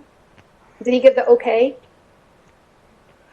I don't know who that's directed to, but I'll jump in here. So I think as I said in my remarks earlier, we developed this plan in the absence of any other plan. We were out front on the issue, and we collaborated with mayors across DuPage County, and then we shared that plan with the governor's office. I kind of think that he may have taken some pieces of our plan. That's what collaboration means. But I'm also mindful of the fact that the governor has these rather broad powers under the Emergency Act. And as our state's attorney pointed out earlier, with the various challenges to that broad power, it seems to be, nevertheless, he's able to continue to operate, and the courts have recognized that he does have that. So yeah, our plan was never intended to be a replacement or an adversarial alternative. It was a collaborative effort, and we recognize that the governor has the authority, and so what we're trying to do now, I think, is we're trying to delicately balance, so recognizing that DuPage County does have some qualitatively different experiences here. And so to the extent we can persuade, we can help work with the IDPH and others to maybe achieve some sort of relief or lessening of a restriction where it is compelling and the public health data supports it. But that's about where we're at. We're working together. We're in the same region. And so that's kind of been the best way I can sort of describe how I've been navigating. Look, again, Nobody knows the answer here. Nobody has a crystal ball and can say with absolute certainty. I know there are people that will assert themselves with that type of tone that they know exactly what's going on. Nobody does. And we do the best we can with the information and the data, and we are informed every step of the way, and it's a judgment call. And that's what we're trying to do. We listen to the state's attorney who shares with us what the governor's the limitations or the broad scope of his powers are, and similarly the limited scope of power that we have. And then we listen to our public health leadership here in the county. I would argue that public safety and public health are the two most important functions of county government. And so I want to make sure that we're always on the same page with our public health experts here in the county. So yeah, so that's, if you're asking me how to respond to that question, Liz, if it was even a question, that's what I'm, yeah. Do we have any authority to supersede the governor's orders? Or if we do, then do we lose funding? So that's what I'm just wondering. Is this, I can't answer that better than I just did. So I Ashley, I just don't, I'm trying to find out what we can do legally, or what authority we have if we can, Are you seeking authority for something, Member Chaplin? Well, I'm just wondering if I don't understand this plan with the governor's plan. And I know I wrote to you earlier. Not that hard to understand. We came up with an approach to conducting business in a pandemic, right? And we've collaborated with the governor. The governor has his plan. His plan is the plan that is the authority because he is the governor and he has broad emergency powers. We continue to try to work together with him. People that have challenged that authority, if you listen to State's Attorney Berlin moments ago, he was very articulate in explaining that the governor has prevailed in those challenges. So I'm not sure I understand what the nature of your question is. Well, I guess what I'm just saying then, can we implement our plan? That's what I'm asking. Can we go ahead and I'm just trying to find out. I mean, I don't know why we have a plan if we can't implement it. That's what I'm trying to find out here. Maybe I'm not getting it. Solomon, please. Yeah. Thank you, Mr. Chairman. So I had sent an email to you and Member Elliott and Mr. Bedlove once you had sent this. So I don't want to follow up on all those questions, although Member Bedlove or Mr. Bedlove, if you could look at my email and answer the one about the restaurants, I think it's too nitty gritty for the whole group, but you can do it later on email. The point that I really want to bring to this group though is, I think we need some whistleblower protections as a county, and we need there to be an option for employees and consumers to report when they're going to a business that is not meeting any of the public health requirements. I think we've seen, especially in the western part of the county, there are some businesses who have provided, hair masks as a face covering for their staff. And so I understand that we're trying to make a plan out of pretty bad options all around. I think we all would admit that this is not easy. We're trying to just find some solutions that are good enough. But I want to make sure that when we give businesses the opportunity to be reopening gradually, that employees, the people who are going to bear the brunt of this virus if they are affected, probably not the managers, have an opportunity to call our health department anonymously and say, I'm not being protected, but I'm being told to go to work. Because I think to get to some of the items that Sheriff Mendrick brought up, county government can't fix global inequality, and we're not going to fix the problems that already existed before COVID and which COVID has clearly exacerbated. But we can't assume that when we go back to work, it's the employees that are putting their bodies on the line. And so we need to make sure that there is a whistleblower protection for them. And I think that should be done through the county. Thank you. Was a law that just passed in Springfield that if somebody gets injured on the job in a particular industry and there's time frames, that it is presumed to be COVID related. That was just recent. Further discussion. Who's seeking recognition here? Everybody. Member DeCiani. Chairman, thank you. I have a question for Karen Ayala. Karen, how long has DuPage County been under the 20% infection rate? How many days? And also, how long has Chicago been under the 20% infection rate, and how many days? Specifically, I just need to know that's really the measure that Dr. Fauci and the federal government has used as the guideline to reopen. So Member DeCiani, I don't have the specific number of days. I know we have been trending down for more than 14 days and that we are under 20% currently. I would point out, though, that is one of the elements. So yes, we want a positivity rate of under 20%. But as you probably saw in the Open Dupage plan, we also want a downward trajectory of COVID hospitalizations. We want to, our third criteria is making sure that our healthcare systems can safely care for all patients while protecting their staff, kind of back to the point from Member Selman, including having appropriate personal protective equipment for healthcare workers. And finally, as we move forward, if there is a bit of a magic bullet to this, it is going to be around our ability to identify, interview, and isolate all new cases as quickly as possible to reduce the spread in the community. So those are four elements of the Open Dupage plan. Those are all real quick. I have a follow-up, please. Thank you. So and I agree with you on those items. On Friday when the numbers came out for the infection rates, Dennis, in your health department indicated to me that we were at a 9% infection rate, and we've been under 20 since May 1st. While Chicago on that same very day was at 22%. So I think, the bigger challenge, and I'm talking to the hospitals and their visits are down, their ER visits are down 40 and 50%. They have plenty of capacity, plenty of surge capacity. So we hit all of our Dupage numbers. We've done a good job as a county, and I got to commend the residents of our county for stepping up and following the orders and listening.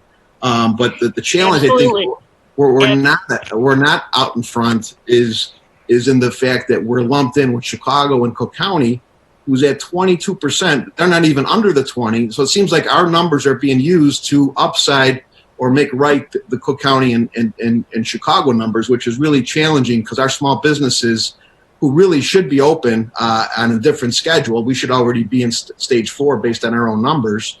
Hospitalizations being down and census is being down, we're stuck with Chicago, and that's I think the bigger issue. I think if we came up with a resolution, while it might not be binding to show that we support reopening separate and apart from Chicago and Cook County, that would, but still in line with all of the other protections that we have in place, I think that would be a more fair approach for DuPage County, and one that would be, again, really well received from our business community who feel that Walmart's packed and Costco's are packed, but you can't go to K&T Colors and actually buy any supplies for your family to even do like an at-home art project or frame a picture or go to our restaurants. And even at, again, if we were in stage 4, which is probably where we could be if we were separate from Chicago, our restaurants could be, opened at a better capacity than what they are right now. So those are I think our challenges from a public health and from an economic side is the balance, as Member Larson mentioned, weighing those things and then watching our suicides and our burglaries and everything else go through the roof while we are tied to the hip of Chicago, who has not even gone below 20%. So again, I feel we're being used to prop up the Cook County Chicago numbers, and that's a challenge as we've been good stewards. Our people have been compliant. Our businesses have been compliant. But yet we're not getting credit for any of that because we're tied to Chicago. I think Member Desart was looking. Oh, I'm sorry, Karen. Do you have a response? Yeah, if I could just respond quickly. Sure. So Member DeCiani, the positivity rate is different than the infection rate, and certainly words count now more than ever, right? So I want to point out that no one really knows the infection rate within our community. But however, the positivity rate is what we want to get under 20%. I would also caution, because I know that many of you are communicating with your local hospitals, and several of our hospitals have seen decreases. This morning on our call with hospitals, bright and early at 7 o'clock, there are also hospitals that are continuing with their surge level of hospitalization. So that is in no way something universal at this point.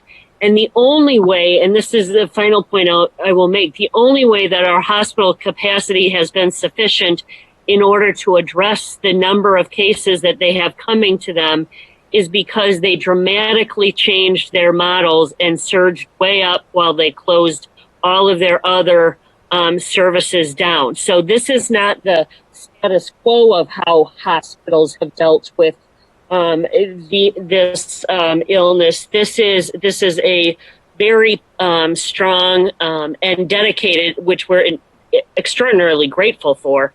But once these folks start going back to their outpatient clinics, once these people start going to the surgical care centers and surgical care operations, we will no longer have the capacity within our healthcare system that we have had for the last several months. Thank you.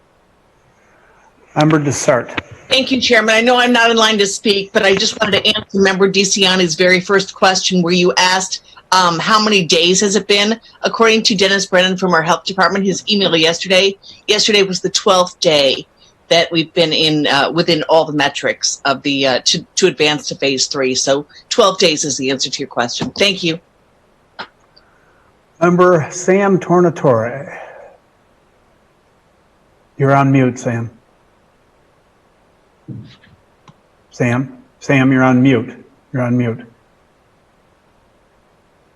Thank you, Mr. Chairman. Sorry about that. Thanks to Karen and Jim and Bob and Greg in putting this together, and of course you. I've got two kind of points I want to come from here, and trust me when I say this has affected all of us, and I appreciate that, not only as an elected official, but as a small business owner as well. As a lawyer, 70% of my income is driven by the court system. The courts are essentially closed. I have a small interest in a restaurant, which has been closed since the beginning of March. It's caused a problem with our employees. They're clamoring to get back to work, and I'd like to see that happen. As far as the plan is concerned, the Open Dupage plan, I think the plan makes a great deal of sense. And I think, quite frankly, that the plan that was put together has nudged the governor a little bit from where he was to where we are right now, and where he ultimately told us he was going to when he had the press conference, I guess it was last Friday. As Bob has said, the ultimate authority, and as you've said, Deanne, the ultimate authority here is the governor.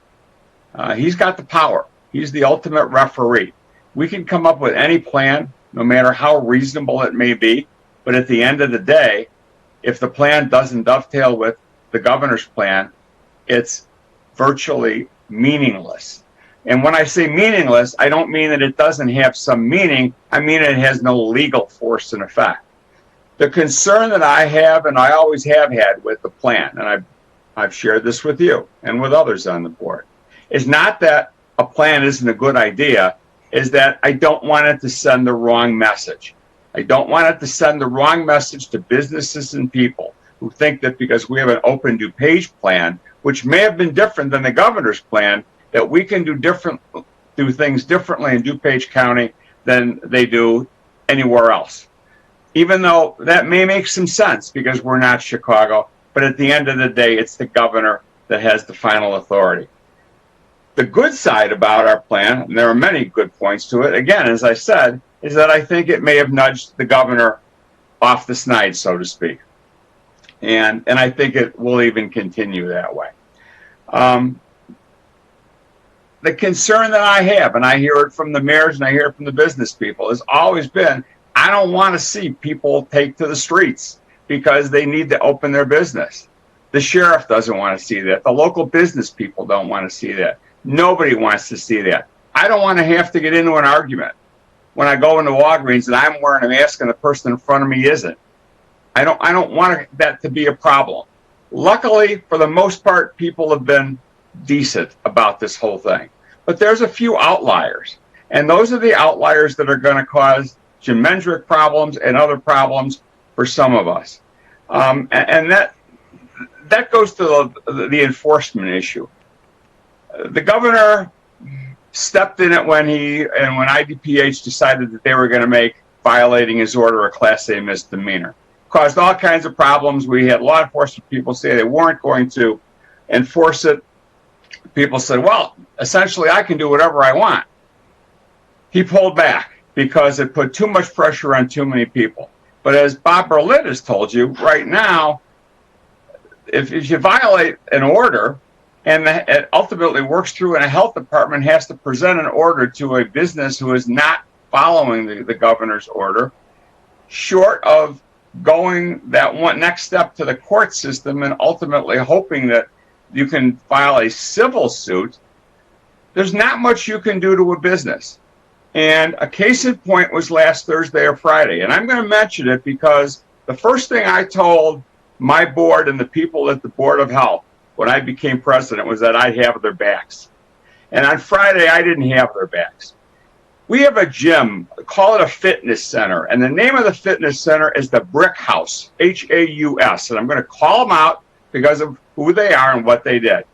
Karen called me to tell me that they had something like 30 people in there who were lifting weights and doing a variety of things, and we had worked with them to try to get them to tone down their fitness, their bodybuilding. They didn't comply.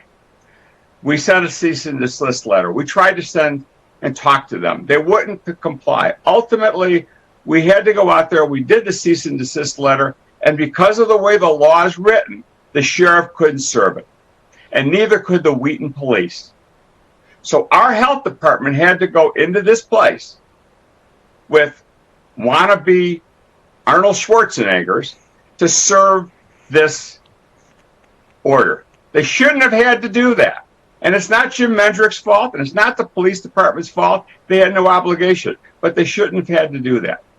So I don't know where they came from and thinking they could get away with it. And we'll take them to court civilly and go through the administrative process.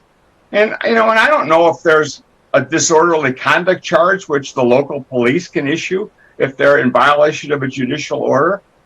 But it bothered me that our people had to be put at some risk to serve an order because there wasn't the law enforcement and the enforcement powers in the governor's order. That's what I think we need to clarify. The last thing I would say is that I think the plan's a great idea. The governor's been working with you, Mr. Chairman, and I think the plan has got him to move toward where we're at right now. The last thing I want to do, and no pun intended, I don't want to poke the bear, okay? I'd like to have the governor talking to you on a regular basis. I think this recommendation and this plan in a framework of a recommendation to the governor is completely appropriate. I don't think, however, that it should be, this is what we want to do because we're Dupage and the rest of the state can go pound sand. If that's the attitude that we're going to take, like some of our mayors would like to take and some other people would like to take, we're just going to get shot down. And whatever seat at the table you may have is going to get lost. I don't want to see that happen. So I think we all have to we all have to talk to our local municipal people who want to open up these businesses. I get it. I get it every day. I office with a mayor of a town who tells me every day, when are we going to open? And I have to go back and forth with them. The reality here is real simple. We need to use our plan, continue to take the good parts of our plan, show it to the state, move forward on this thing. And as obviously has been indicated, some of our plan was even more restrictive than the governor's plan. So we obviously are doing some good things here, but we've got to remember that whatever we're doing is merely a recommendation. And the bottom line here is that until and unless a court says, Governor, you don't have the power to do what you're doing, he controls everything. Thank you. Sorry, I didn't mean to go on and on, but it bothered me for a while. No worries. I think Member Healy was seeking recognition, followed by Member Eckhoff. I was just going to let all of you know that while you guys were talking, Secretary of State Jesse White just announced that he's opening up all the driver's facilities in the state next week, except for the ones in Chicago. So I'm guessing Lexington, Elston, Downtown, and King Drive are all going to be closed, but all the rest of them are open, according to what I just read in the newspaper. If you got to go there, I would strongly recommend you conduct your business online. Further discussion, okay, what else? Who did I say? Oh, Member Eckhoff, forgive me. Thank you, Mr. Chairman. And I did want to thank you and Mr. Bedloff for working so hard on the Dupage, Open Dupage plan. I think it's very important that we have our voice at the table, which I know you've used, but I think it's also very important that we advocate that we are not Cook County and that we should be, I would think, treated a little bit differently. The only thing I've been able to find that the governor justifies this with us lumping DuPage into Cook County is the number of hospitals in the districts that he set forth and a commuter policy, because he thinks so many people commute in and out of Chicago. And I would suggest that, yes, that was true about March 7th, but starting March 8th, it's gone down significantly. And a lot of people have gone to Zoom, just like we have. And that's really changed the game. And I think that's going to change the game now and in the future. So the one thing that I don't hear anybody talk about, and I know it's horrible that almost 100,000 people have died in the country. But the one thing we never talk about is that in the U.S., and this is a statistic from Fox News, it's straight from our DuPage County Health Department, that 98.5% of the people have mild or non-existent symptoms. Now, that creates somewhat of a problem because if they don't have the symptoms, they don't know that they can transfer the disease to somebody else. But so many of these discussions seem to be that everyone's going to get it and everyone's going to either die or have horrible consequences. And that's just not the case. And sometimes I think we just need to tone down the discussion and point that out so that people understand that it's not necessarily the end of the world for them. Karen talked about the fact that at the beginning of this epidemic, and even today, that our knowledge of it is in the infancy, and it is. And we're going to be learning, and I'm sure there's going to be a lot of things that we know next spring that we didn't know now. But the one thing that we do know now, and this is why I sent those reports about suicides to each one of you during the Depression and the Great Recession, the one thing that we do know now is that suicides go up during an economic downturn of this magnitude. Overdoses go up, alcoholism goes up, domestic violence goes up, poverty goes up, mental illness goes up. All those things are guaranteed to happen, even though we're not exactly sure how the COVID virus is going to play out. And we need, on behalf of our residents, I think, to step up and say, we need to do what we can to make sure that those items are also taken care of and that we address those. Or else I've heard some reports say that the number of people who die from these symptoms are going to be just as great as the number of people that die from the virus. I think we've been in this long enough that our business community has been able to adjust to it, that they're going to be able to take precautions, and that I think our plan is better than the governor's plan. And I hope that we keep advocating for it and that we keep opening it up. Because if we don't, then if we continue to lag down, the brick house that Mr. Tornatore referred to is only going to be the start of the problem. Because at some point, people are going to say enough is enough, and they're going to be out and they're going to be doing what they want. And then you're going to have the people calling the sheriff. And the one thing I talked to the sheriff is he doesn't have a place to put them. If he had to arrest all the people that come down with civil obedience, where do you want to put? He doesn't have room for it, number one. And two, you don't want to put him in the jail because so far the jail's been clean. So I thank you for putting together this plan. I would suggest that we put it on an agenda and vote for it so that we send a message to the governor going forward that we think we're different. We think we should have some independent, autonomy, or that he should cut a different deal for the collar counties and the other counties, and that we stand behind the plan.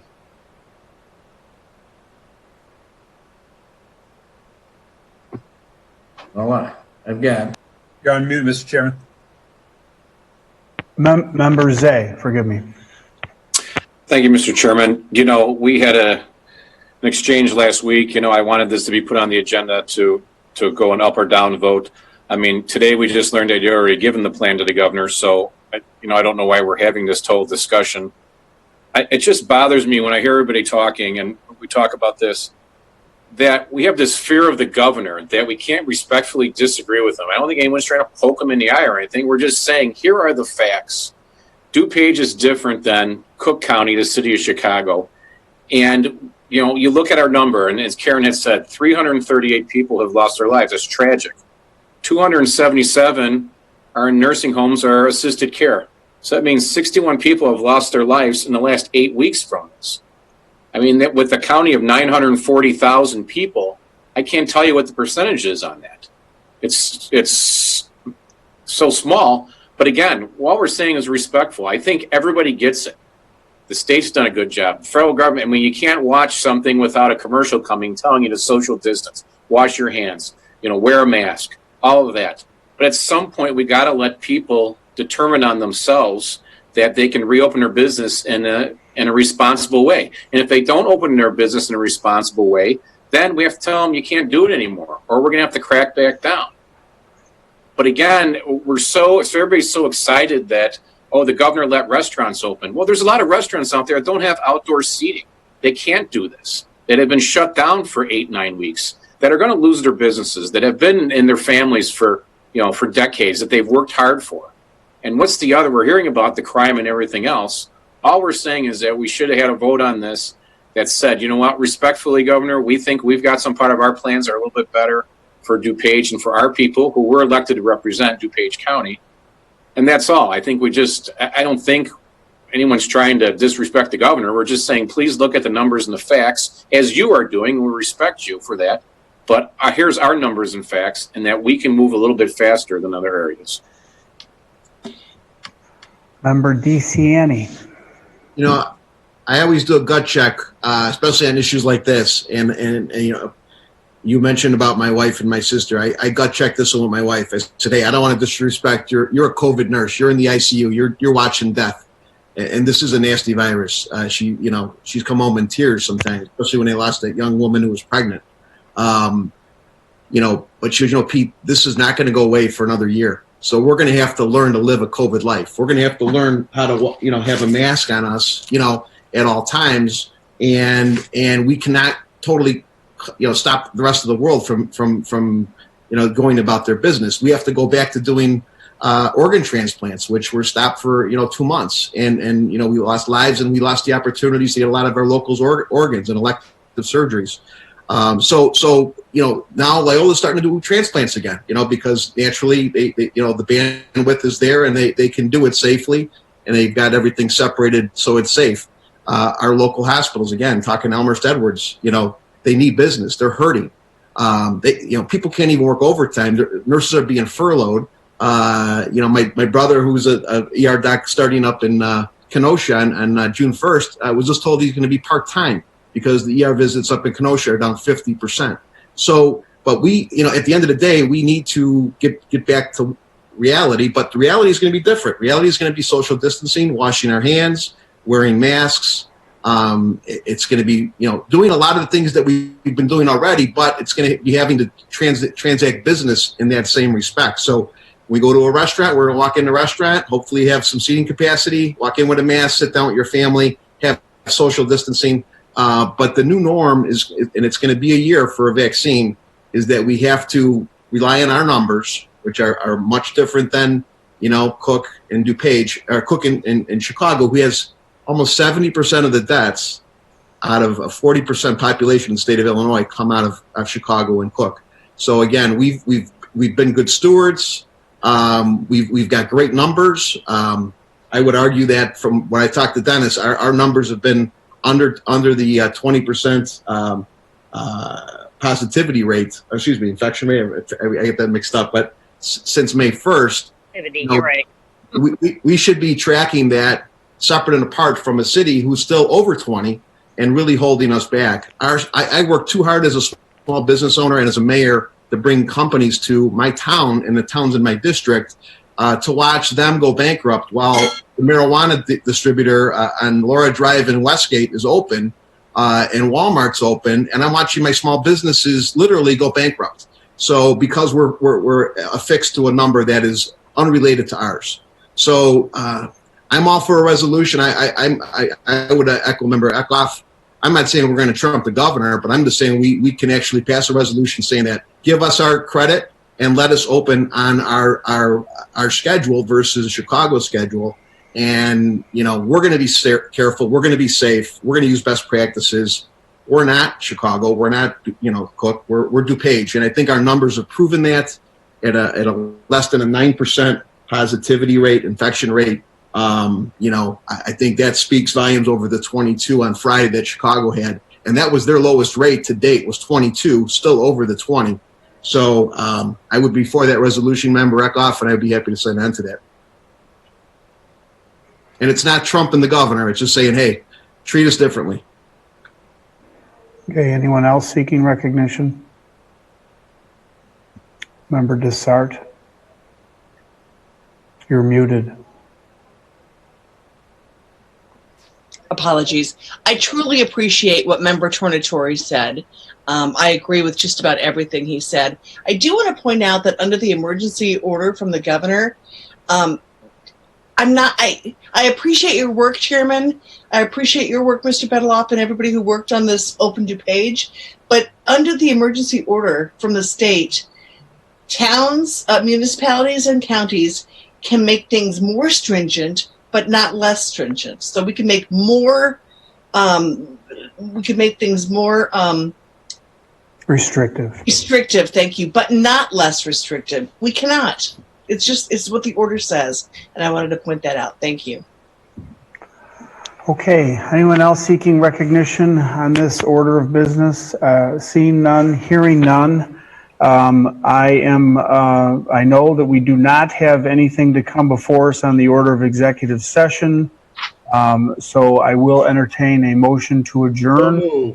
Second. A motion and a second to adjourn this meeting to Tuesday, June 9th at 10 a.m. All those in favor say aye. Aye. Opposed, nay. The ayes have it. Meeting adjourned. Thank you. See ya.